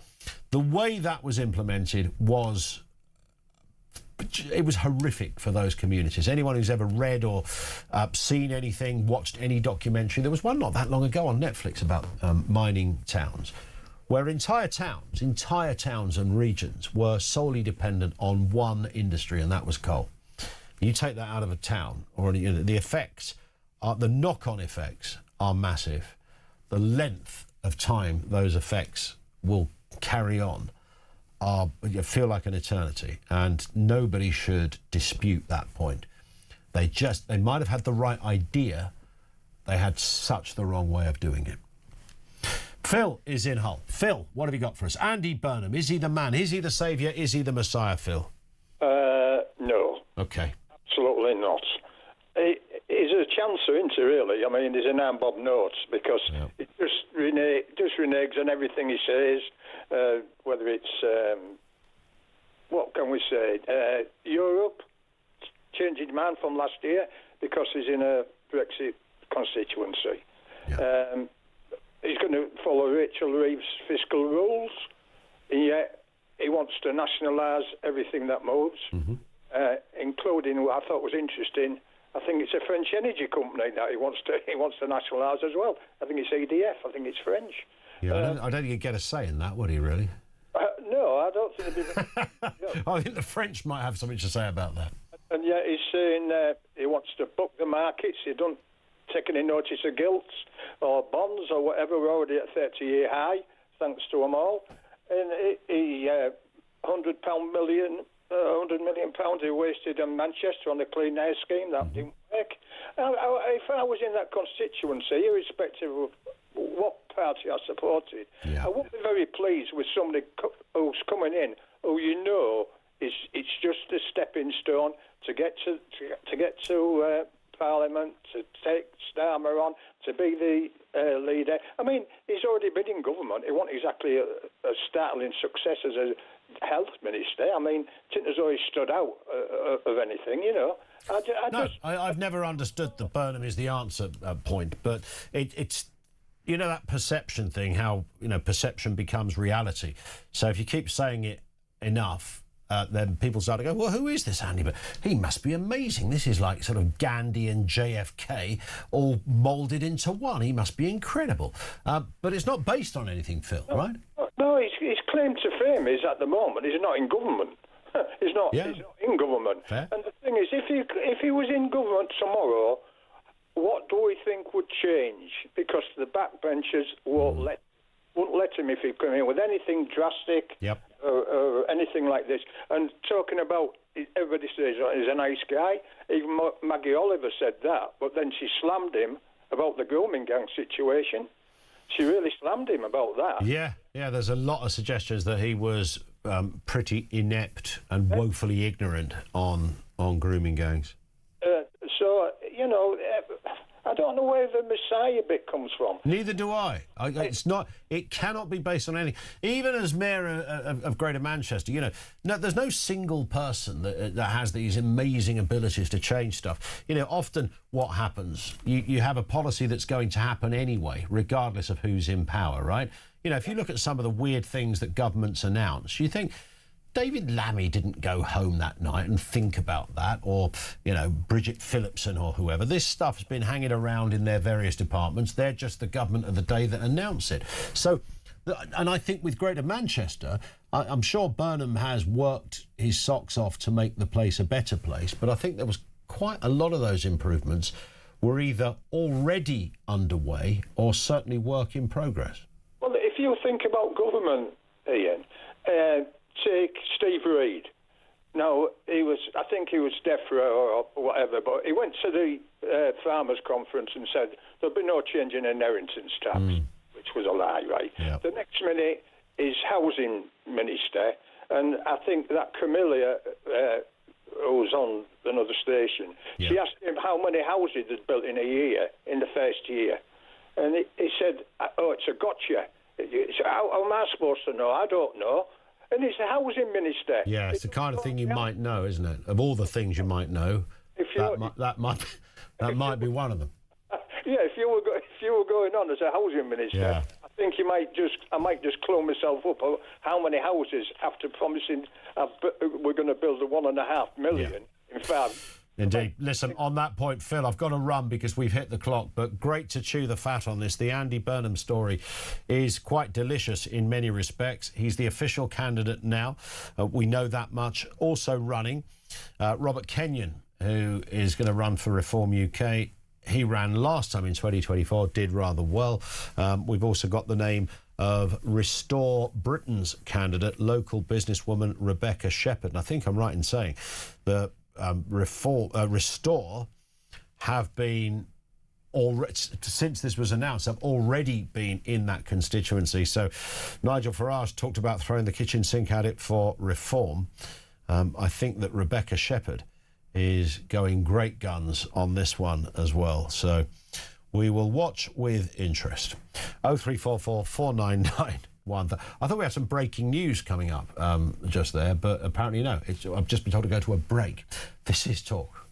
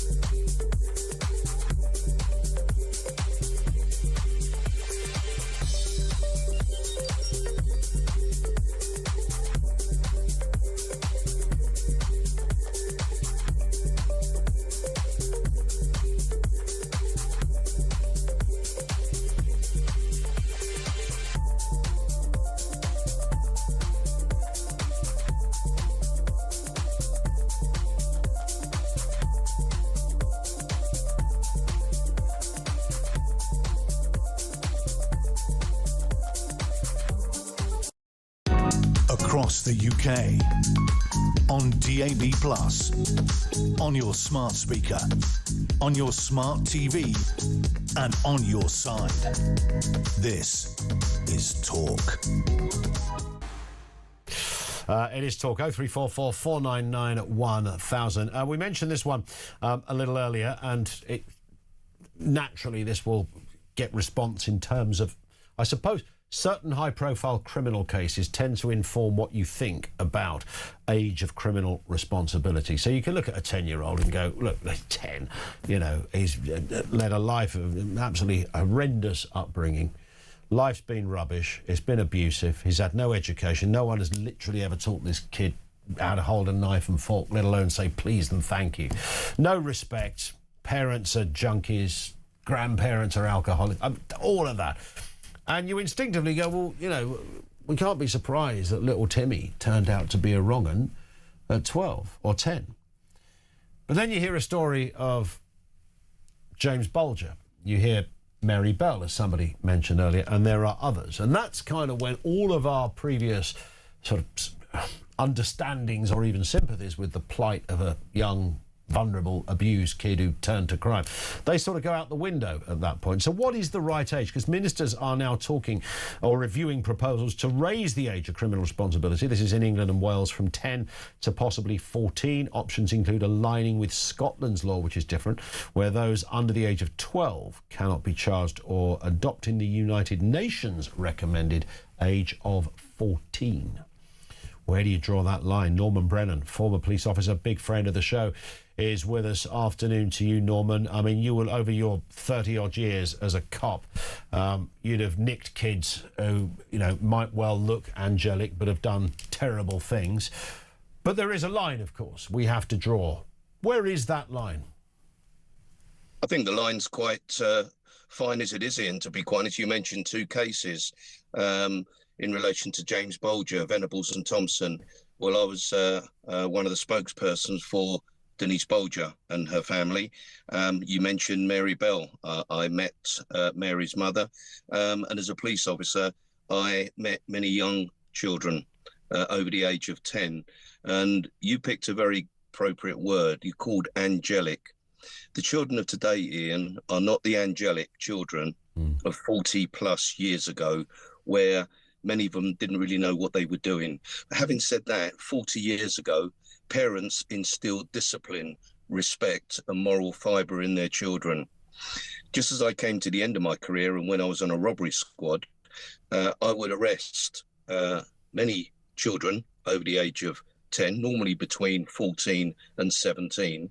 And when I went into the interview room, they were swinging on their chairs. They knew some of the law even as well as I did, which means that they've been arrested a number of times before. And when I looked at some of the parents, I just looked at their parents and then I listened to them, and I thought mirror image. And what I mean is that their attitude is very similar to their parents. Children, although they're children, many of them age 10 and over, know exactly what they're doing. They know the impact of their crime. Yet here we have David Lammy. He's absolutely devastating Britain's criminal justice system, talking about increasing the age. The ages are just fine in my professional and personal view, Ian.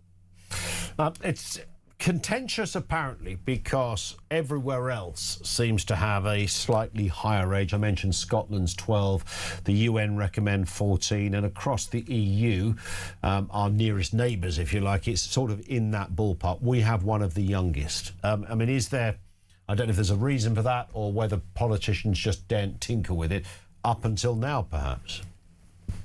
Well, it's a very dangerous precedent if that is the case, Ian. You will know that for 37 years I've been a lead campaigner in Britain on homicide, gun and knife crime. And I report regularly now on children as young as 11 and 12, 13, carrying knives, stabbing to death other children, raping young girls and women, committing some of the most heinous crimes on our statute books. So are we saying that let's increase the minimum age of criminal responsibility from 10, it's 10 and 14 now, up to 10 or maybe 16? I can't tell you how dreadful state our criminal justice system is already. You've got Lammy releasing tens of thousands of prisoners early. He's recently decriminalised knife crime for those under the age of 18. And what he said is that we want to send them on education programs. Well, Ian, knife crime is my bread and butter. And many of these children and youths that are carrying knives are out of the education system already. So that's a bit of a red herring. And here we are now talking about not sending people to prison for under a year. Well, 99% of shoplifters are sent to prison for under a year. Yet David Lammy says there will be a crackdown. He said that there will be 13,000 new police officers Ian, there aren't going to be 13,000 new police officers. What I'm trying to say, I've just given you a little bit of a recipe towards disaster. There isn't a day where I look at this world now and I see people on the streets. I listen to them. I've sold my flat recently and I'm staying in all sorts of hotels. I'm traveling around the country and I've never seen such a despondent country as far as law and order is concerned in my life. And the caveat to all of this, Ian, is this. Is many people are very forgiving and they think children and young people that lost their way should be given another chance and another opportunity. But when they run up dozens of previous convictions, the public just look at each other, look at politicians and say, you don't represent me. And the point I'm making is this, and this is how I feel as an old fart. I love my country. I don't like what it's become, and I don't like the direction it's going as far as policing and law and order is concerned. And Ian, I'm not a politician, but I am Britain's lead independent law and order campaign and spokesperson on policing. If you don't listen to me, that actually has seen law and order for 50 years and seen the wrong direction we're going, I'm afraid we're heading towards the abyss. And it's a very emotive word to use. Yeah. I've run out of all other words in. Listen, I get it, though, Norman. You and I have spoken for so many years on this point, and at the moment, we see very little action, serious action from politicians. Norman, great to have you on. Thank you. Norman Brennan is a former police officer of over 3 decades of experience, specialising a lot in knife crime, was also a victim of knife crime, where his life really did hang in the balance. I've never quite known this. I've never really spoken to anyone, if I'm honest, in all the years of doing shows like this, who's thrown out the magic, not the answer, but at least the start of an answer to kids and criminality. And you look at kids who do terrible things and you go around the parents' house and there is mostly, not always, a correlation between the kids, and you go, well, it's no surprise because look at the upbringing. Not exclusively. There are cases where that isn't necessarily true, kids who've gone a bit wayward, but to the point of real criminality, I mean, it's terrible when that stuff happens.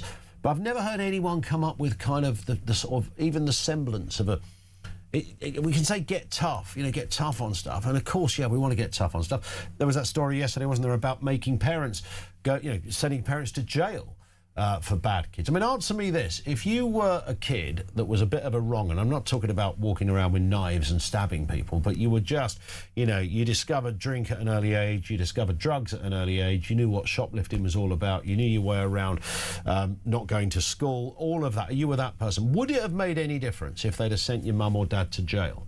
Would that have been the point when you'd have gone, oh, hang on, I better stop. Me old man's in Parkhurst. Or would that have made no difference at all? Or do we have to just settle that there's always going to be criminals amongst us, young or old? Trevor is in Cheshire. Let's go back to that issue of Andy Burnham, what kind of Prime Minister he would make. What will Britain look like with Burnham as Prime Minister? Trevor, what have you got for us? Hi. Well, my issue, Ian, is that he's got no chance of being Prime Minister because he will not win that seat. Because by the way, I come from that part of the world, and I know how resentful people are to his party. I really know that. And I was born in St Helens, but my family came from Wigan. Do you know what I mean? By the way, Aston in Makerfield is only a small town. It's not a big place like Wigan and St Helens, right? And but a lot of them people used to work in traditional, what shall I call them, labour areas. Do you know what I mean? So prior to recently, they would have voted Labour. But if you ever, and by the way, between Wigan and St Helens, between them, one time, at the height of the coal industry, there were about 16 pits, can you believe? Yeah. Just them 2 towns. But if you ever went on social media, and I don't know, I'm not big on all that, but you come across it now and again, you'll hear Wiganers complaining about Lisa Nandy, for example. Yeah. Right, and the last point I'm going to make is, if you ever see a shift change in the way politics is run in this country, I'm going to give you a couple of examples. Right, in the town I was born, Marie Rimmer is the councillor, Labour councillor, You can't move her for another 3 years. Lisa Nandy is there for another 3 years in Wigan. Right? In all my years of growing up, and I'm 68, I have never known them two towns have anything other than a Labour council. Yeah. But now, guess what? They both have reform councils. So that will give you a sort of belt stroke, if you like, of how things have changed in that part of the world. You know what I mean? Yeah, absolutely. And it's the first time, really, isn't it? Because those places never changed to Tories, did it? For obvious reasons. I mean, you mentioned the coal mines and the like. That would be one good reason. But Reform have come in as a party that, you know, many people might say, well, Reform would have done the same thing as the Conservatives when it came to those areas. Well, listen, I know you can't blame them, by the way, but if you look at their flavour of politics, they would have been very unsympathetic to union control, and that's, after all, what the whole miners thing was ultimately about, wasn't it? It was about showing that this country will not be run by unions. I mean, there was a very serious economic point to it, even if it did look like just bullying some blokes that worked down the pit. Yeah, and I don't want to elaborate too much on this, but I know, you know, like within your heart of hearts, based upon what you know, based upon social media that you come across, based upon knowing people in both those towns, actually knowing people in Aston as well, he'll give up that Labourship, that mayoralship of Greater Manchester, right? And then he won't have a job. I'm promising you that. He will not become Prime Minister. So you don't think he's going to even win this by-election? I'm absolutely convinced of it. Yeah. It's, I'll tell you what, it's going to be tough. Listen, great call, Trevor. Really lovely to speak. And you're right, by the way, to avoid social media. It is the den of iniquity, and you've got to really hunt hard these days for truth. You spot howlers all the time over there. Thank you to Trevor in Cheshire. 0344 499 1000. It's also day 2 of The Voice of Doom. We'll bring you that voice in a couple of moments' time. More calls from you. Lines are open. This is Talk.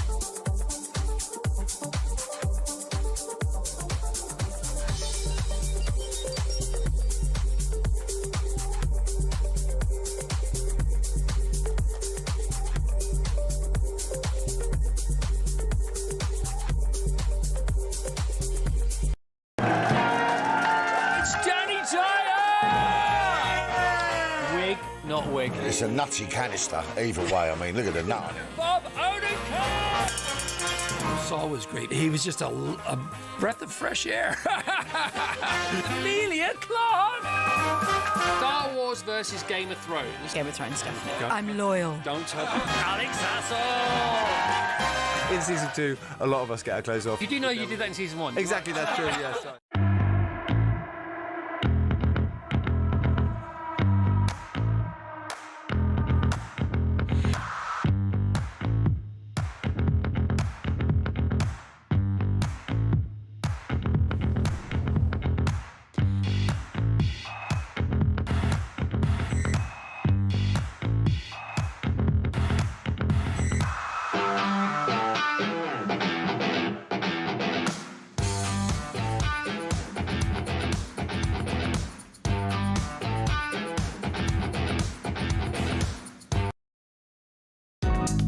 across the UK.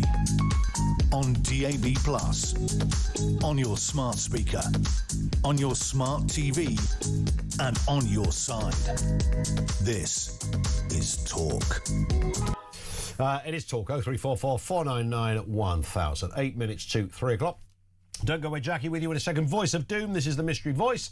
And it's political. You're looking for a politician, left-wing or right-wing. They could be young, they could be old, male, female, dead or alive. Very simple question. Who is this? In how we think about... It's quite a tricky one. I think it's tricky. I think it's going to run for some time, but how often have we said that? Here it is again. In how we think about... And again. In how we think about... God, Amy's very good today. She's normally so slow on this stuff. 87222, if you think you know who this is. In how we think about... 87222. If we get a right answer after the news, we'll reveal all. If we don't, it rolls over to tomorrow. 87222, if you can tell us who this is. In how we think about... Fantastic. Let's go to Jackie in Oldham. How are you, Jackie?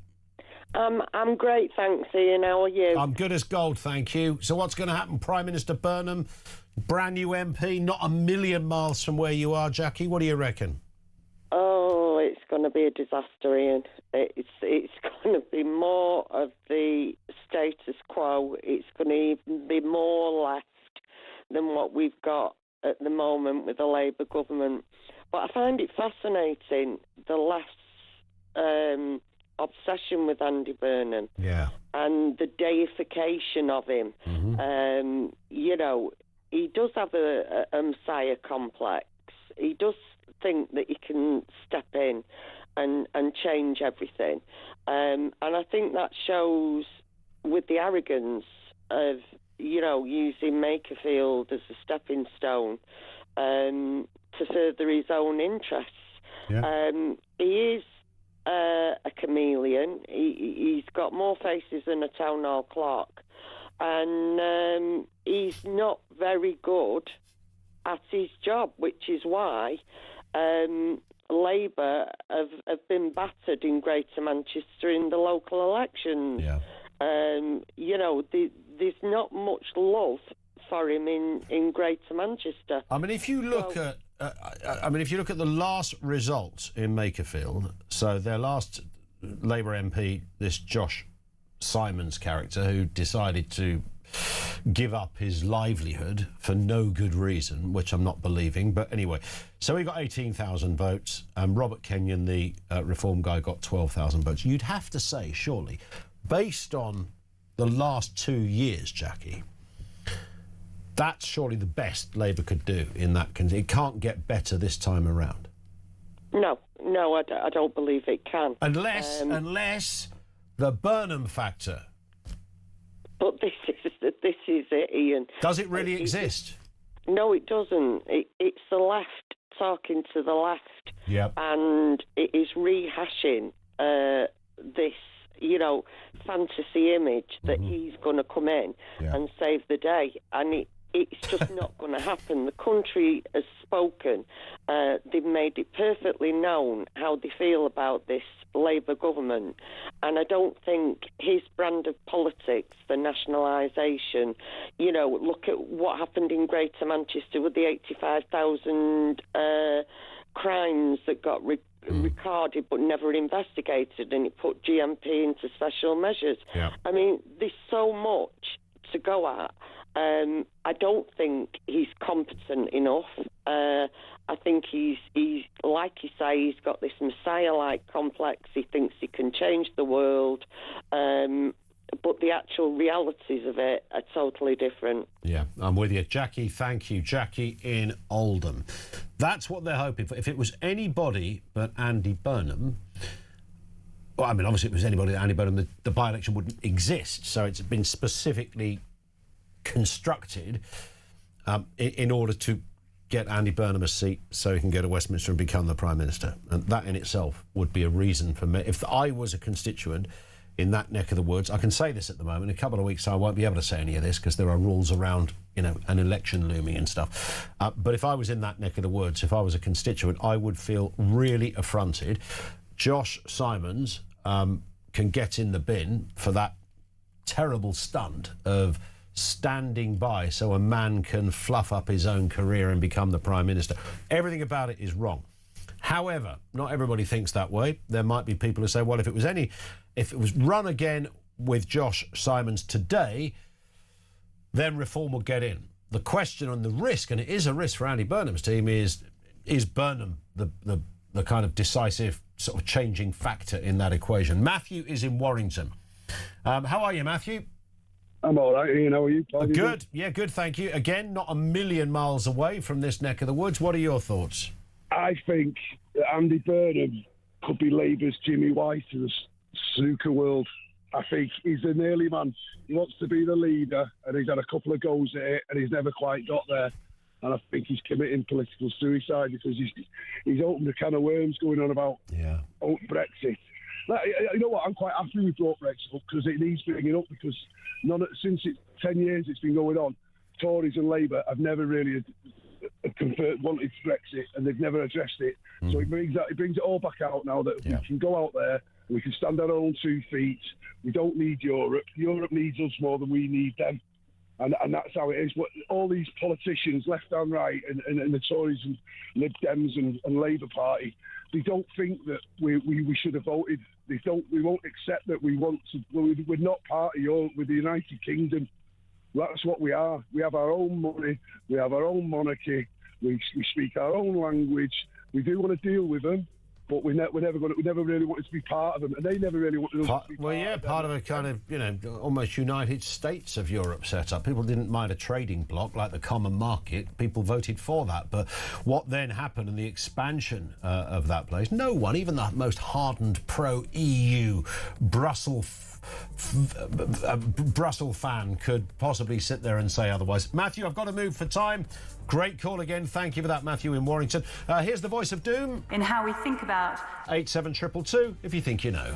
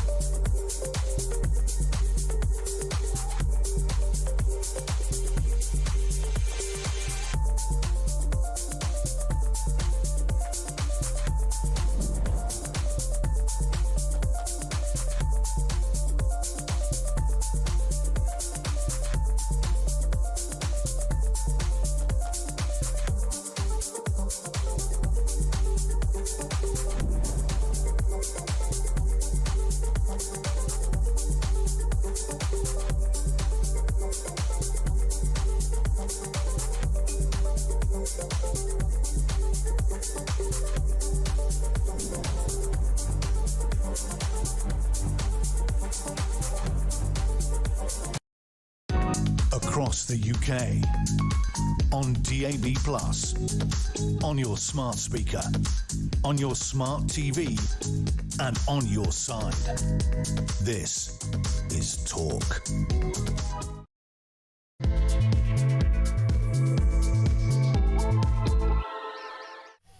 And welcome back to the home of Common Sense. We will continue to dwell, examine, debate and discuss that fresh poll of Labour members that says Now, you've got to look at this many different ways to look at it. It says Andy Burnham would absolutely thrash Keir Starmer in a leadership race. I think we kind of know that.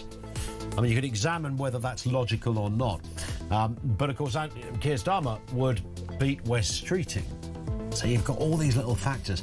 It comes, of course, as the Mayor of Greater Manchester kicks off his pretty radical left-leaning campaign for Prime Minister in the Makerfield by-election. He's now officially, as of about 2 hours ago, candidate, which everyone sees as a clear warm-up for a future challenge to the top job. He doesn't really want to be the MP for Makerfield. He just wants to be the Prime Minister, and that's his stepping stone to get there. Thoughts on that? Also this afternoon, Britain's last EU commissioner has said that rejoining the EU would cost the UK billions. This is a fella called Sir Julian King. He said that Britain would need to relinquish Margaret Thatcher's EU budget rebate that she so carefully negotiated, possibly raising the annual membership fee by at least £5 billion. To go back in, it's just the sheer cost alone, all right? The bureaucracy of reversing it all again. For many people, that was the reason they didn't vote to leave. Not because they didn't believe it. It was the faff. The faff. Thoughts on that as well. And the UK has backtracked on its pledge to ban slave labour from its renewable supply chain. We'll look at that story in just a couple of moments. 0344 499 1000. Just on age of criminal responsibility, Dave down in London says, if you add that, age of criminal responsibility, if you add that to losing jury trials and making parents more responsible for the acts of their kids, who are they making the criminals? Yes. I mean, all of this is relevant to the overarching case. The story yesterday about parents going to jail for kids who go off the beaten track. Ian says, smooth show. Wow, smooth show. I like that. That suggests we're going to play some jazz with some low lighting and possibly the odd cigar. On a serious point, Ian said, 14-year-olds get the vote a year later. Lots to learn in 12 months. 2 years later, sure. What's happened with that? Sorry, I do this for a living. Every now and again, what the age of voting 16? What's the status of that, Finn? Finn's going to find out. He's our producer, and he's brilliant. Let's move then to the... Let's move to... Yes, Andy's 16. Yeah, don't tell that fella across social media because he'll be chasing him around with a camera. If you get it, you get it. The UK backtracking on that pledge, of course, to ban slave labour from its renewable supply chain, a move that affects its ability to meet Ed Miliband's net zero goals. Labour had enshrined in law a promise that its state-run company, GB Energy, would not fund companies using forced labour. Let's get a word with Maurice Cousins, campaign director at Net Zero Watch. Do you know what, Maurice? And good afternoon to you. Nice to have you with us. It's almost as if this whole net zero thing was a massive evangelical campaign based on politics, not on science, and so much so that they don't even care if you have to use one or two slaves to deliver it. Yes, I mean, for Ed Miliband, when we say that he's an ideologue, I mean, this is the very definition of what ideologues do. They think that the ends justify the means, and they don't really care how you get there. And if that means using some slaves in order to be able to produce solar panels and other green kit, so be it. Yeah, I mean, it's not even hard to find that information. I mean, you could just say, well, they're made in China, so there is there will always be questionable elements of work practices, wages, even if somebody isn't being thrown into a cage at the end of the day, quite literally. But we know that, workers' rights aren't exactly winning any United Nations awards over there in China. Yeah, I mean, for me, the most depressing aspect of all of this really is the sort of rank hypocrisy that comes with it. Yes. Ed Miliband and other net zero zealots, have promised us that this agenda really is the ethical alternative. It'll help to make a better world. But the dirty truth really about net zero is that it relies on exploitation. And what we have had is decades of making people feel guilty about their choices, whether it comes when they've got carbon in them. But actually, all we're doing is replacing that carbon guilt with denial about human suffering in China. But it's not just China; it's also in Africa. There's child labour is used for extracting rare earth materials that are then included in this green kit. It's very, very depressing. It is very depressing, but and of course the problem is it's not as if all they have to do is get over this hill and Ed Miliband can go, well, it won't go on forever, because of course it will go on forever, because these things are they need replacing at some point. They don't last forever, whether it's blades on a windmill, whether it's panels sitting there in a field or even on top of your house. They're made pretty much exclusively in China. This old cobblers that Miliband wheeled out about, think of all the green jobs. Yeah, there's loads of green jobs. They're in China. So there's that. And of course it won't come to an end. There is no natural end of this. No, there isn't. And China has a very different understanding of individual liberty and workers' rights. That is not going to change anytime soon. I think the thing that really, really depresses me, though, Ian, is that Britain, really did lead the way on declaring war on slavery in the 19th century. It is in our bones, really, to be anti-slavery, and so to have Ed Miliband pursuing a policy, it should shame us all that this government is using net zero to continue to support this exploitative practice that really belongs in the history books and should not exist today. Here we are. You have people like Ed Miliband and other people within the government. They fetishize clean technology. They treat solar panels as sort of symbols of moral progress, while they're quite happy to sort of conceal the fact that that slave labor sits behind it. And the really frustrating thing here is that we do actually have an ethical alternative. We have energy that can be produced in the North Sea, in the north of England, through nuclear power.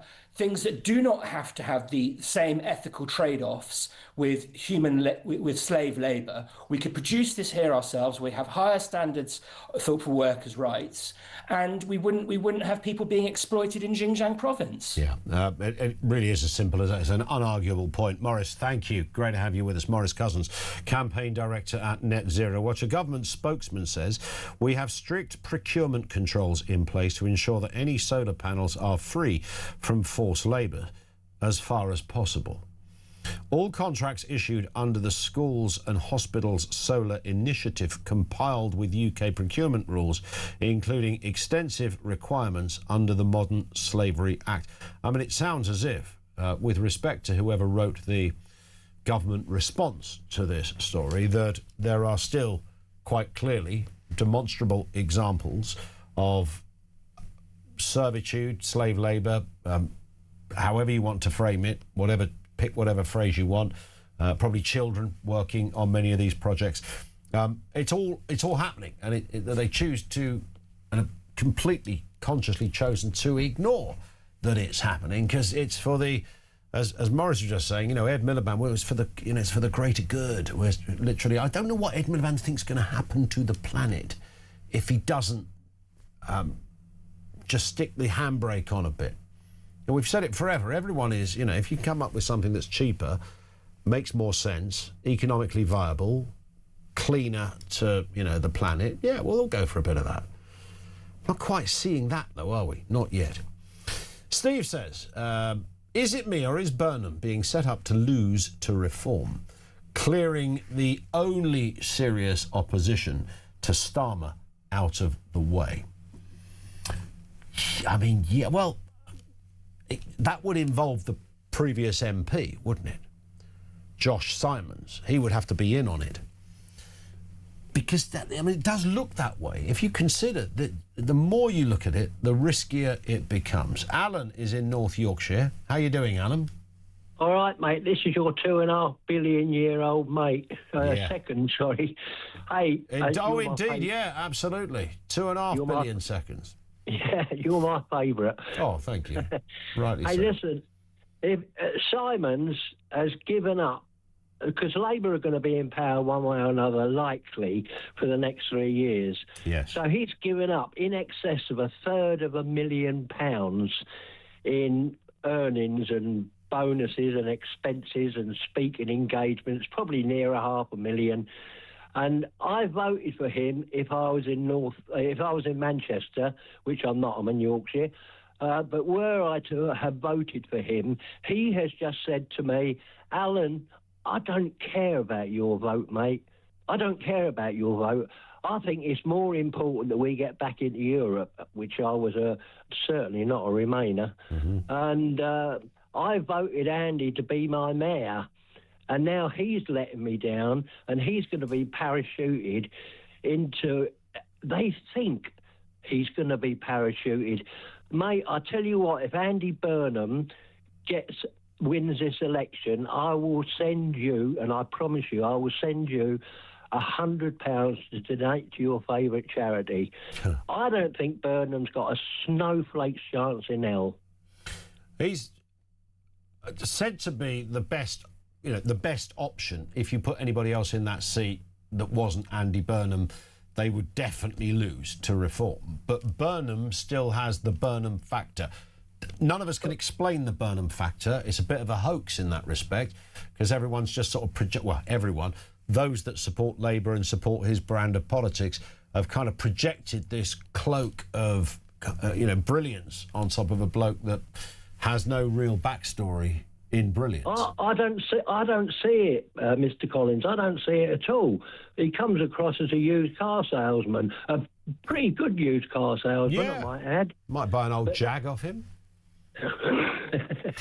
Yeah, but I think that this Burnham thing has been super hyped.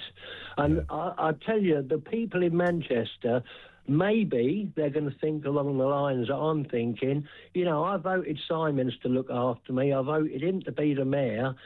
And I'm being used. My vote is being worthless. My vote doesn't matter. Yeah. And that is... that's the point, isn't it? But would it ultimately, if we get through this, end in the same miserable way as Keir Starmer's career is about to end? I mean, what's Andy... Because if Andy Burnham goes more left, yes, there are people in the Green Party and the Labour Party that would love that, the kind of Corbynite wing that have never really gone away. And in fact, in 2024, I think they grew, if the truth be known. I think there's more of them. But actually, come 2029, Alan, then they'd be kicked out anyway. It'll be worse. If Burnham gets in, we're all going to wish we'd voted for Starmer. Unless he's going to do that same thing that Burnham does. He'll change again and go, oh, actually, no. I'm not, all that left-wing stuff about nationalising everything and, taxing the rich people out of their own pants. I'm not going to do that yet. He's already turned the tables by saying, "Oh, I'm not going to use Brexit in this part of," and choose his words carefully. Remember what he said. I'm not going to use campaigning. I'm not going to use breakfast in campaigning for this seat. He didn't say when I get elected. If and when I get elected, I'm not going to. Consider reforming the Brexit, changing the Brexit thing. I just think he's a turncoat. He's an opportunist. Yes, he may be a clever lad. Somebody this morning said on television he was handsome. That just doesn't even resonate with me. But I'm heterosexual, so I don't see what people see in men being handsome. You're good looking. Well, that's very kind of you, darling. Bit like myself. Yeah, we're a right pair. We're a right sort, us two. Listen, great show, mate. Lovely. Alan, that's great. Thank you for that. Alan in North Yorkshire. Thank you to him. I've just seen... Shall I mention the Strictly Come Dancing news? Do I mention that? Do you think... Is that worth mentioning, Finn? Bruce Forsyth is... No, he's... Emma Willis... I quite like Emma Willis and Josh Redicam are going to be the new hosts, along with Johannes Radebi, who I think's one of the dancers, isn't he, at the moment? I think. I've got a feeling. I'm not, not big on that kind of dancing stuff. It looks like a lot of things. So yes, those three are it's going to be three of them, it seems, hosting. I'm not sure. Emma Willis thing, I kind of get that a bit. I mean, she's really good. She's personable. She's pro. So Josh Widdicombe is kind of a bit of an odd choice. A fine comedian, by the way. I mean, this is a national institution. In fact, I might cry now I'm thinking about it. Josh Widdicombe. Anne Widdicombe is his wife. I mean, that's what we're talking about here. Just so you get... yeah, we like old Josh. Not sure but he is now. So it's a big old gig in television terms, pretty massive for those two. But that's the new lineup. So are we doing Voice of Doom? Should we do it now? Have we got a winner on the Voice of Doom? So about half an hour ago, we played you this voice. In how we think about... It's quite brutal. It's very short. Can you identify who it is? That was the only task you had. These are some of the guesses. Harriet Harman, Virginia Bottomley, no. Roy Hattersley, no. Benazir Bhutto, strangely enough, no. Penny Mordaunt, no. Anne Cryer, Laura Trott, Helen Whatley, Rosie Duffield, no. 3 Kent MPs all in one go there. Tracy Crouch, another former Kent MP. Rebecca Long-Bailey, no. Amber Rudd, no. Sarah Pochin, no. Margaret Thatcher with a sore throat. Let's have a listen again. In how we think about... It isn't, no. Margaret Thatcher with a sore throat. We haven't got a winner. It means it rolls over to tomorrow. Stand by for that. 0344 499 1000. Coming up on 3:20, this is Talk.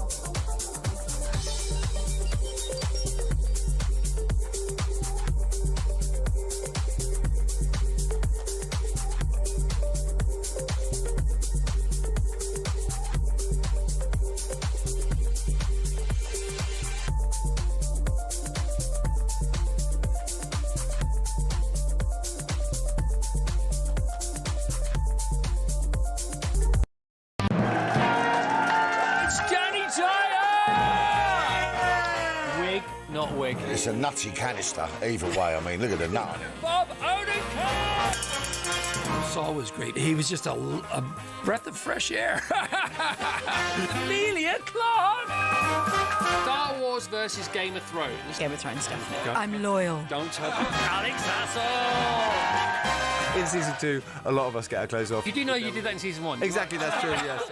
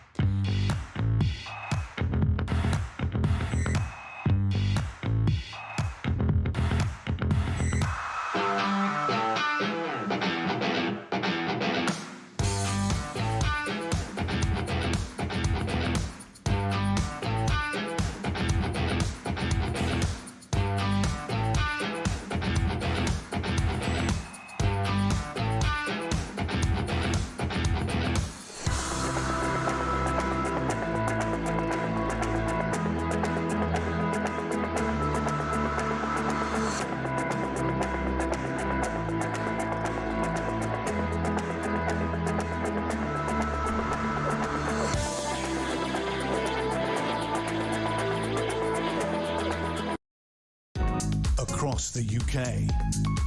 On DAB+, on your smart speaker, on your smart TV, and on your side. This is Talk. It is Talk, 22 minutes after 3. The SNP leader, John Swinney, has been announced as the fourth host of Strict... No, he's been that would be something. I might even watch it. Been re-elected as Scotland's First Minister. So there you go. Kind of already kind of in the bag, really.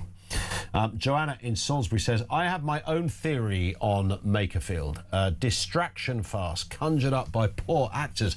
Wes Streeting prancing up and down with a smirk on his face. Andy Burnham, an EU returner, keeping us busy looking the wrong way. All the while Starmer and Hermer are going nowhere, doing what, who knows, unchecked. They've sacrificed one MP on the Starmer altar who will be rewarded. Starmer is still PM. Andy goes back to being mayor, and I'm sure there is a place sorted for Wes. I mean, that would be a big old kind of Westminster psychodrama, wouldn't it? I'd watch it. So I like the thinking behind it. I wish it was like that, actually. I really wish politics was that. I mean, so often it's all so daft and simple. We have this idea that, people with big brains conjure up plans that are so off the scale, you couldn't make them up. But often it's just like people who aren't very good, messing stuff up and things going wrong. This one is bizarre, though, the more you think about it. Wes Streeting's bizarre when you consider what did the risk he took there. If Burnham becomes the leader of Labour, Wes Streeting will get a place, one would assume, in his cabinet. That will happen. But it's surely got to be a better job than the one he had previously. And that's quite a good job, the Health Secretary, so it's not like a bad gig or anything. It's a pretty senior position.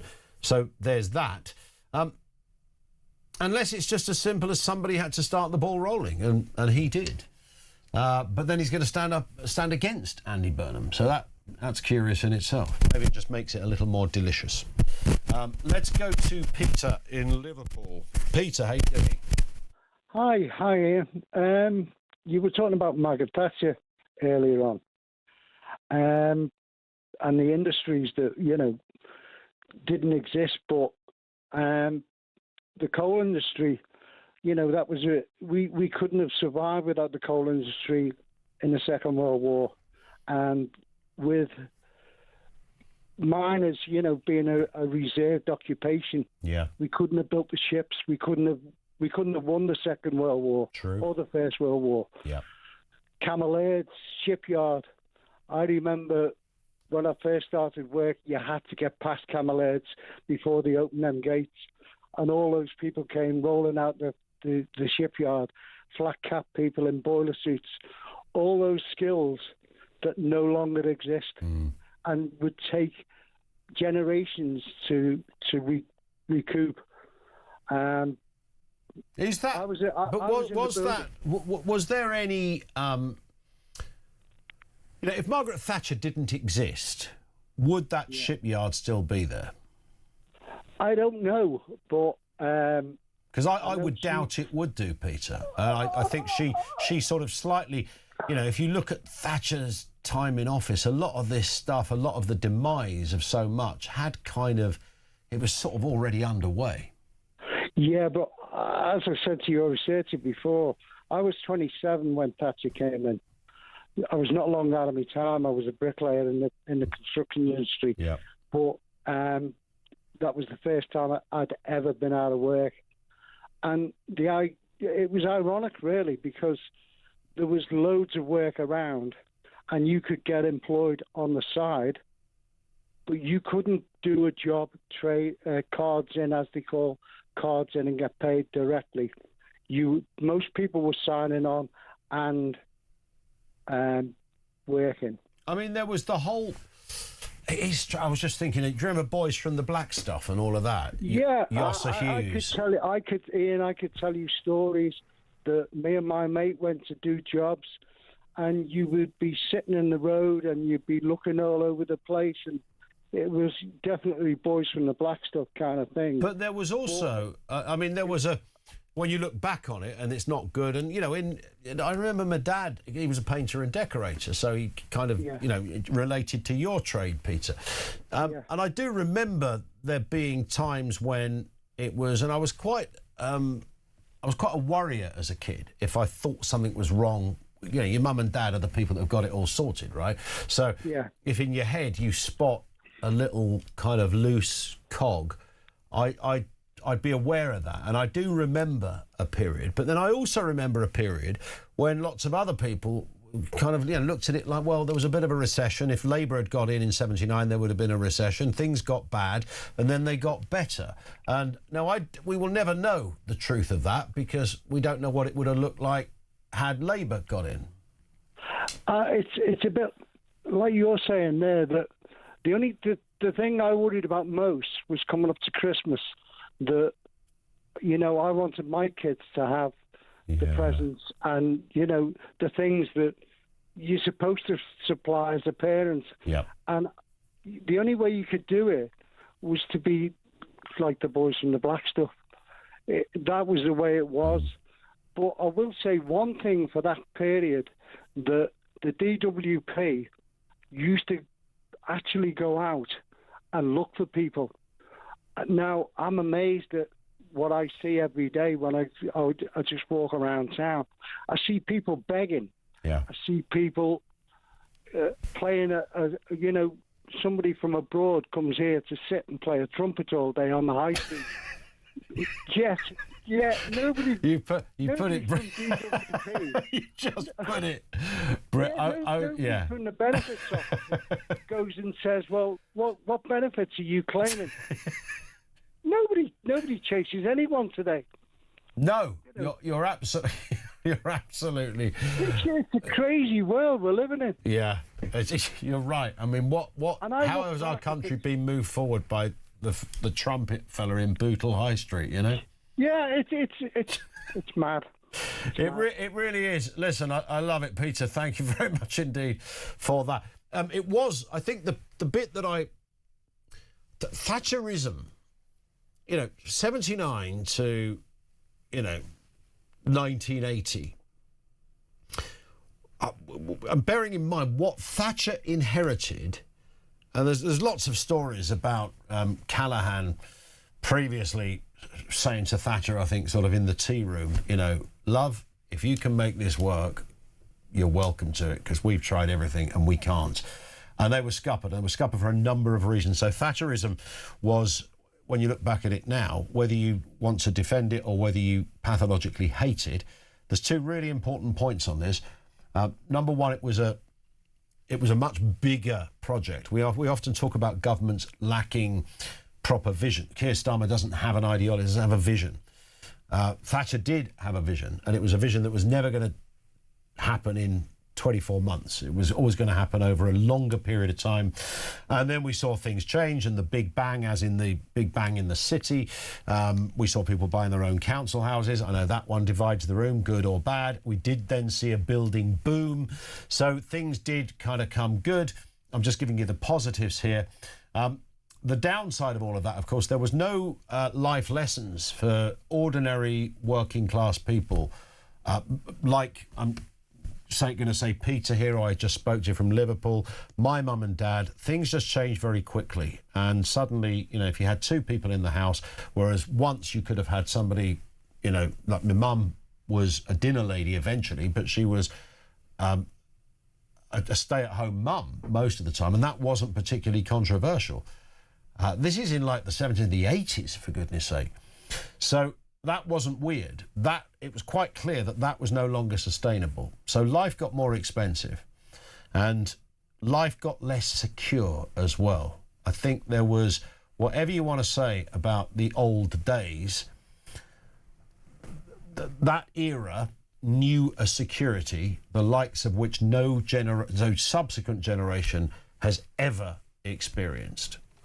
And there was something to be said about that. But I do, again, you sort of override a lot of this because there's so many parts to this argument.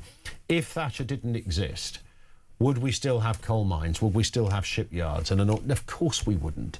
Of course we wouldn't. She, and by the way, not all of that, look how many minds closed, by the way. I think more minds closed under previous Labour governments than under the Tory governments, arguably for different reasons, but they did.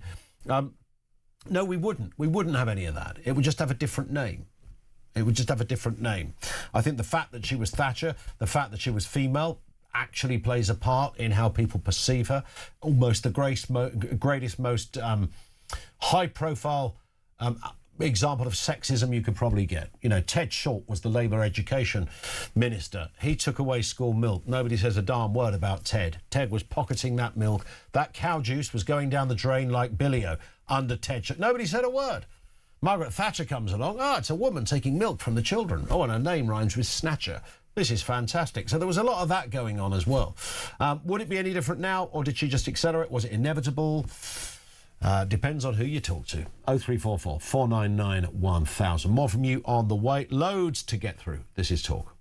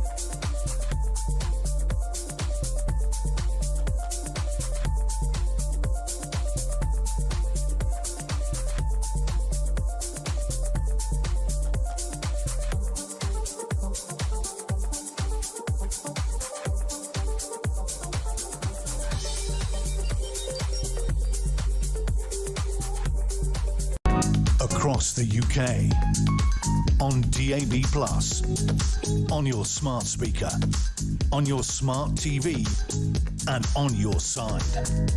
This is Talk. It is Talk, 25 to 4. Susan says the only reason these MPs want to drag us back into the EU is for their own personal career prospects. Then they can drag this country down even further into the depths of despair from their cushy offices in Brussels. Definitely Starmer's plan so that he can cosy up to Ursula and Emmanuel. Traitors. That Emmanuel Macron fella, I mean, he's hung. How is he hanging on in there? The French system is very different to ours. I think the French system is very different to anybody's, frankly, but he remains the president of France. Extraordinary.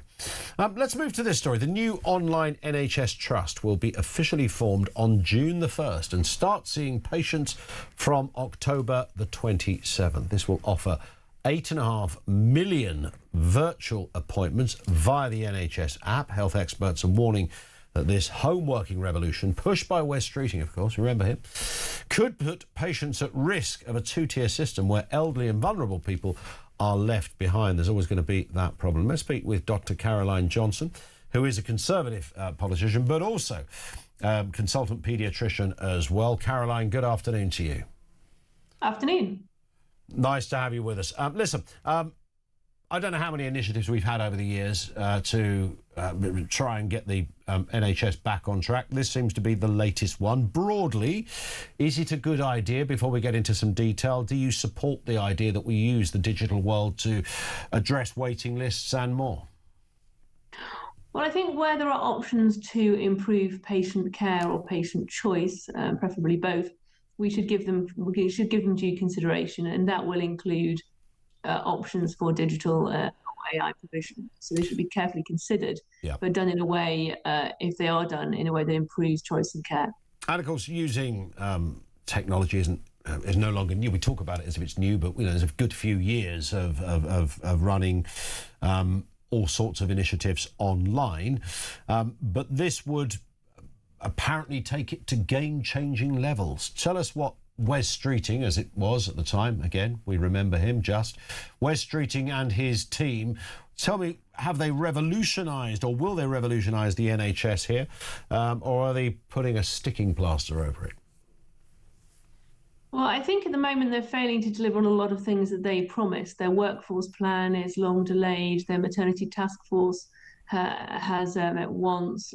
Then it was going to be chaired by Wes Streeting. We're not sure whether it's going to be chaired by the new Secretary of State. There are so many things that are behind schedule that they hadn't made plans for while they were in opposition, that they're now trying to make plans for now, which means everything's stalling and care is not improving in many places.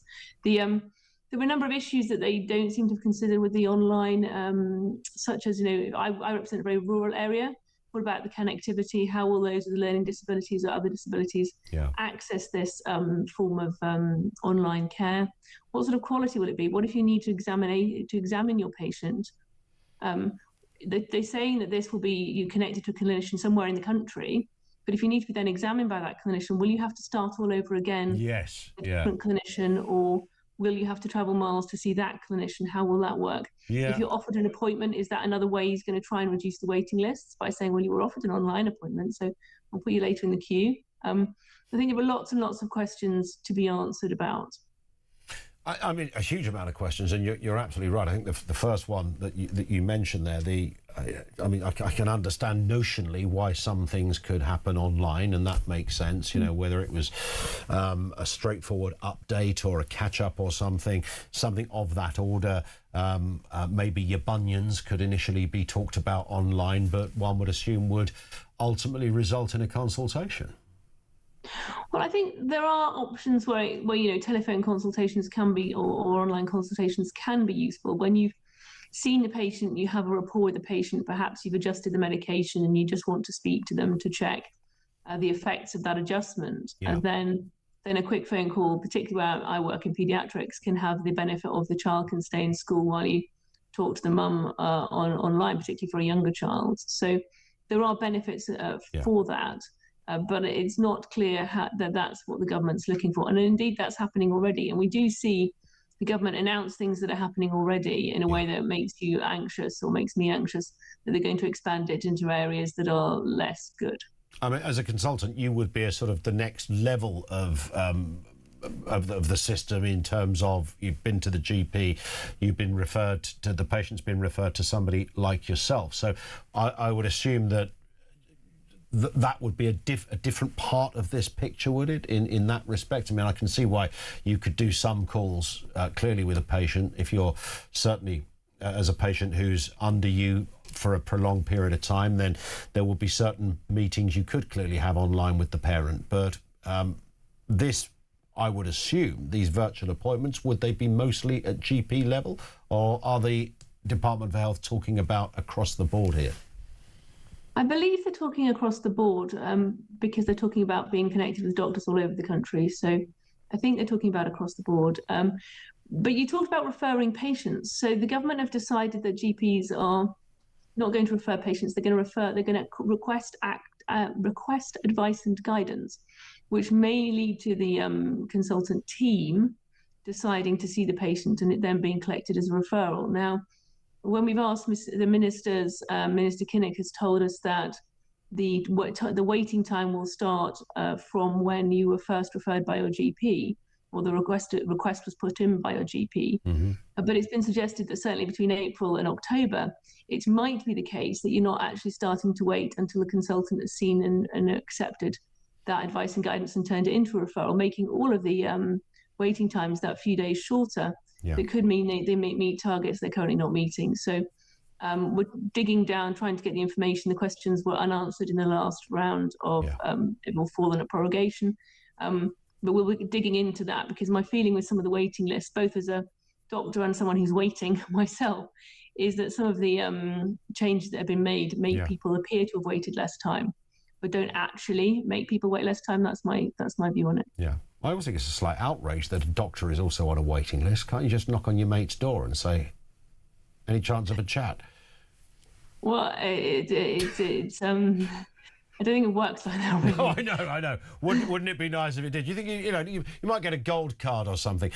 Just a final point, Caroline, on that issue of the elderly that you talked about. I mean, I think that's a really serious point with people and technology. It's not to patronise older people, but naturally there's a whole cohort who would struggle with technology, who aren't really online in any meaningful way. They might have a mobile, they might not even have that. Well, I think there are questions about how people will have access and how that will be private access. And if the lists are shorter, whether that drives people to use them so that they can get seen earlier.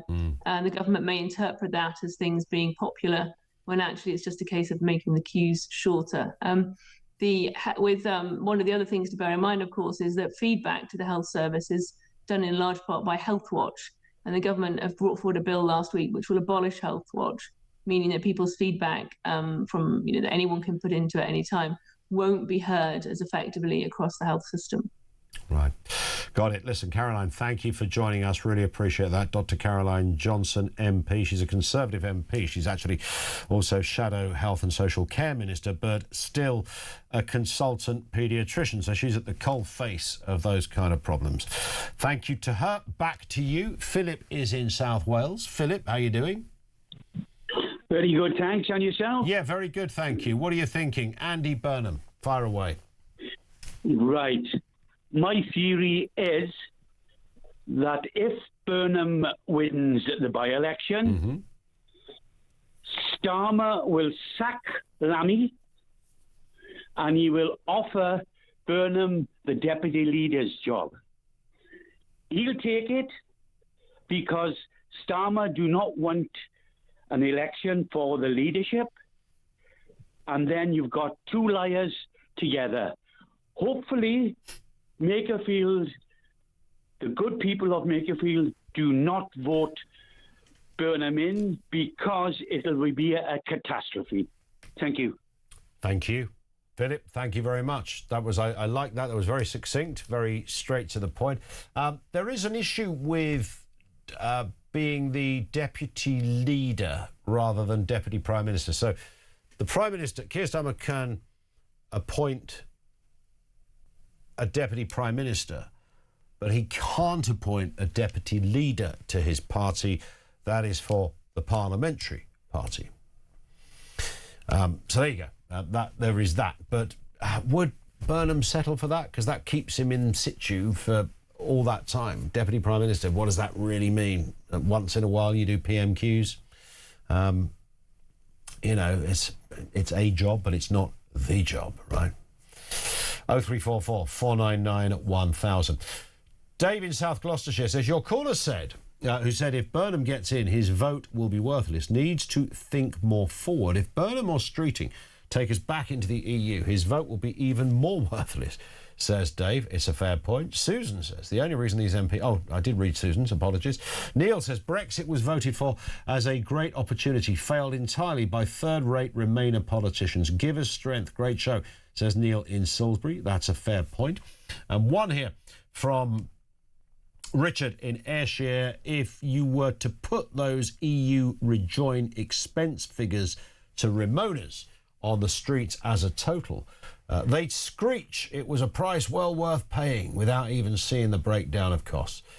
They looked to the EU like a sacred religious cult that should never have been left. And that was the problem with it, wasn't it? It became an emotional argument. It did happen on both sides a bit, but it became an emotional argument rather than just a factual one about these are literally these are the figures. Forget your emotion. I don't know why anybody would be emotionally attached to the EU. I genuinely, I can absolutely see an argument why you wouldn't be, why you'd be emotionally attached to the idea of not being in the EU.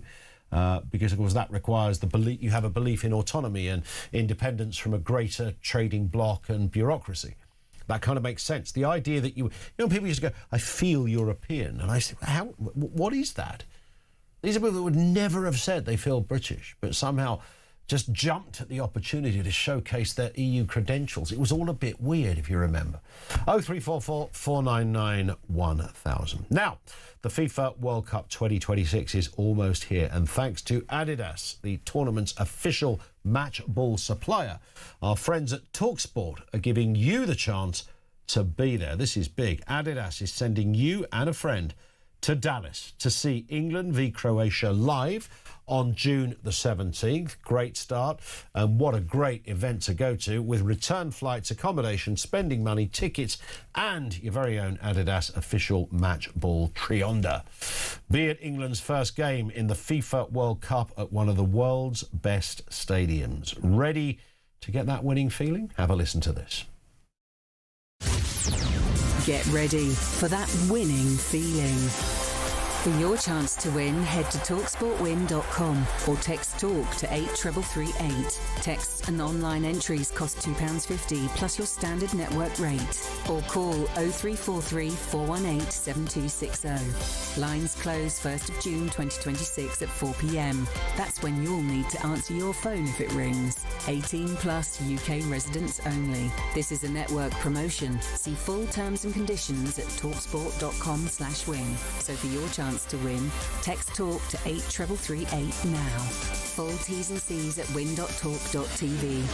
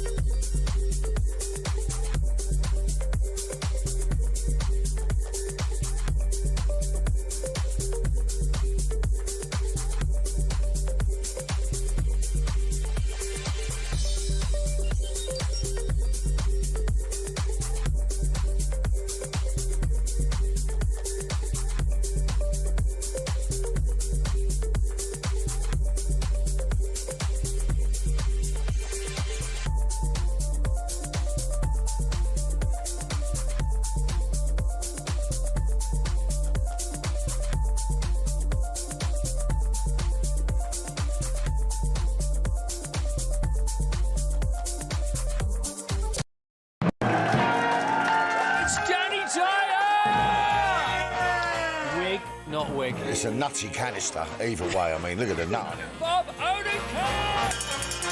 Saul was great. He was just a breath of fresh air. Amelia Clark! Star Wars versus Game of Thrones. Game of Thrones, definitely. I'm loyal. Don't tell me. Alex Hassel! In season 2, a lot of us get our clothes off. You do know you did that in season 1? Exactly, that's true, yes.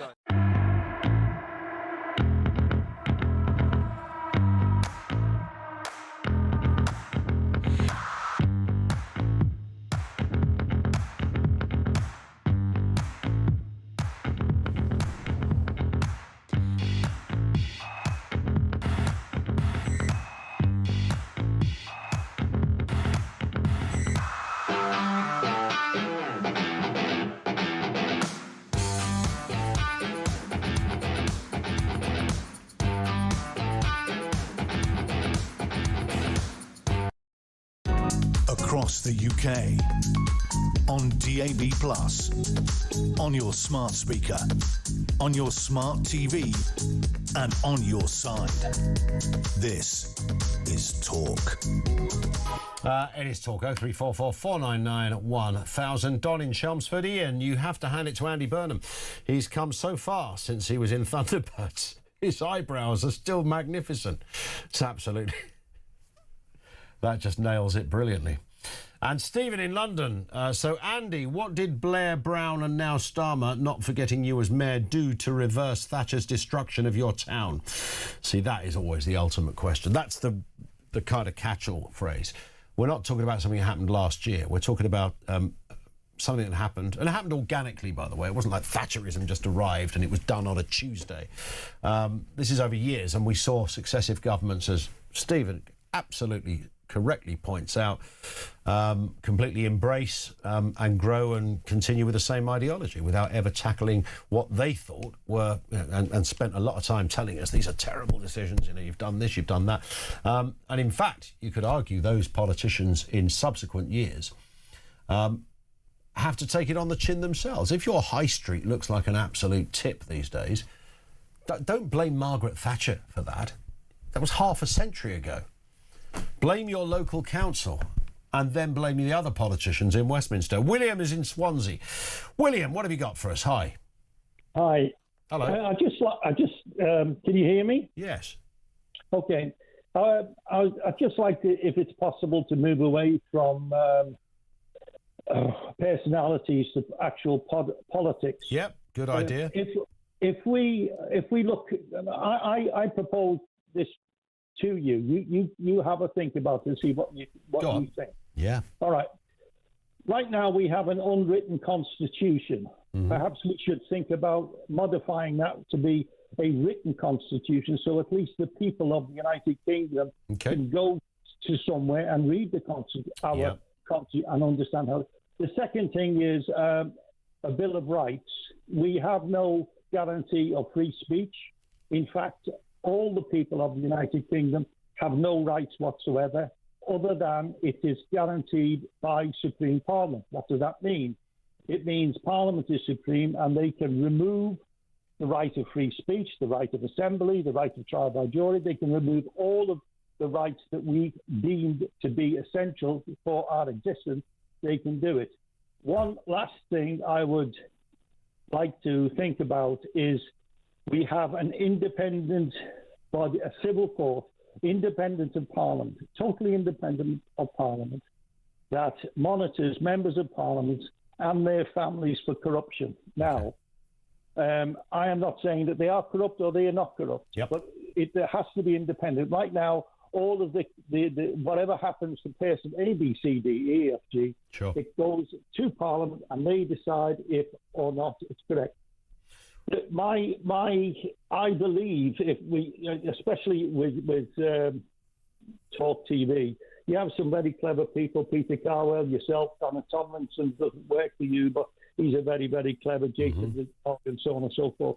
Maybe we need to bring people from Oxford and Cambridge and put people together and say, look, we're in a terrible mess here. Let's stop talking about Burnham and Keir Starmer and Maggie Thatcher and all this. This is gone. We're in a terrible place. Yeah. We are moving towards bankruptcy. If we move towards bankruptcy, we're talking about the likes of, God, I forgot his name. But anyway, buying up lots of real estate and so on and so on and so forth, and impoverishing this nation.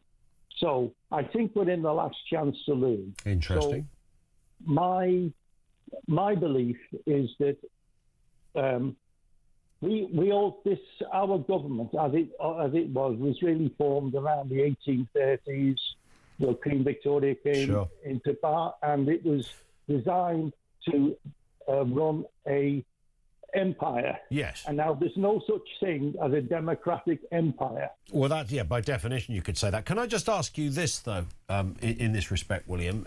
Are we underestimating, then, Andy Burnham? Let's take him at his word that for 40 years, the system, I mean, you could take it back further, but for 40 years, the system of both parties hasn't worked as well as it should do. He blames Thatcher to start with, but he talks about 40 years. Is he therefore correct? I think it goes back to 1970 when the World Economic Forum first formed, under Klaus Schwab, who stated what Churchill said, and he said, the British won the war, but I will make sure the British don't win the peace. And he became very influential and, should we say, to use a horrible term, grew local politicians to help getting the British into the EU. Now, sorry, Klaus Schwab said, I will make sure they don't win the peace. He said he made a reference to the peace. If you look up the quotation from Churchill said, "Winning the war was one thing, but winning the peace is something else." Yes. And Klaus Schwab said, "It's not a matter of winning the." He said, "I will get the phrase for you." No, all right. I get what you're saying. I was just intrigued I'd be intrigued to follow that up and contextualise it, because Klaus Schwab was just a very switched-on businessman that saw a way to make £1 million a day for himself. No. Yeah, that's what he was. No. Klaus Schwab's father owned Escher Weiss. Escher Weiss was the largest engineering factory in Germany before and after the war. And initially, when he started his movement, it was, in my view, to bring the UK into the EU, so where it could be controlled. All right. I mean, I've never heard anybody attribute the UK's greater involvement with the EU to Klaus Schwab. I've heard it attributed to lots of people. I'm not disputing that wouldn't have been his position. But Klaus Schwab ultimately decided, look, the world is changing and I can charge every company £5 million to introduce the CEO to the President and the Prime Minister. Now, you can argue, I mean, they don't technically have democratic power, but obviously they have massive influence because they're the greatest lobby group on the planet. Listen, William, I've got to run there, but I'd love to pursue that with you. It's just that the time is, we've literally hit the clock. We're waiting to talk to Kevin O'Sullivan. William in Swansea, thank you to him. Margaret in Birmingham says, if Andy Burnham, if that's the question, it will be Starmer all over again. Both obsessed with the EU, only difference, one supports Everton, the other supports Arsenal.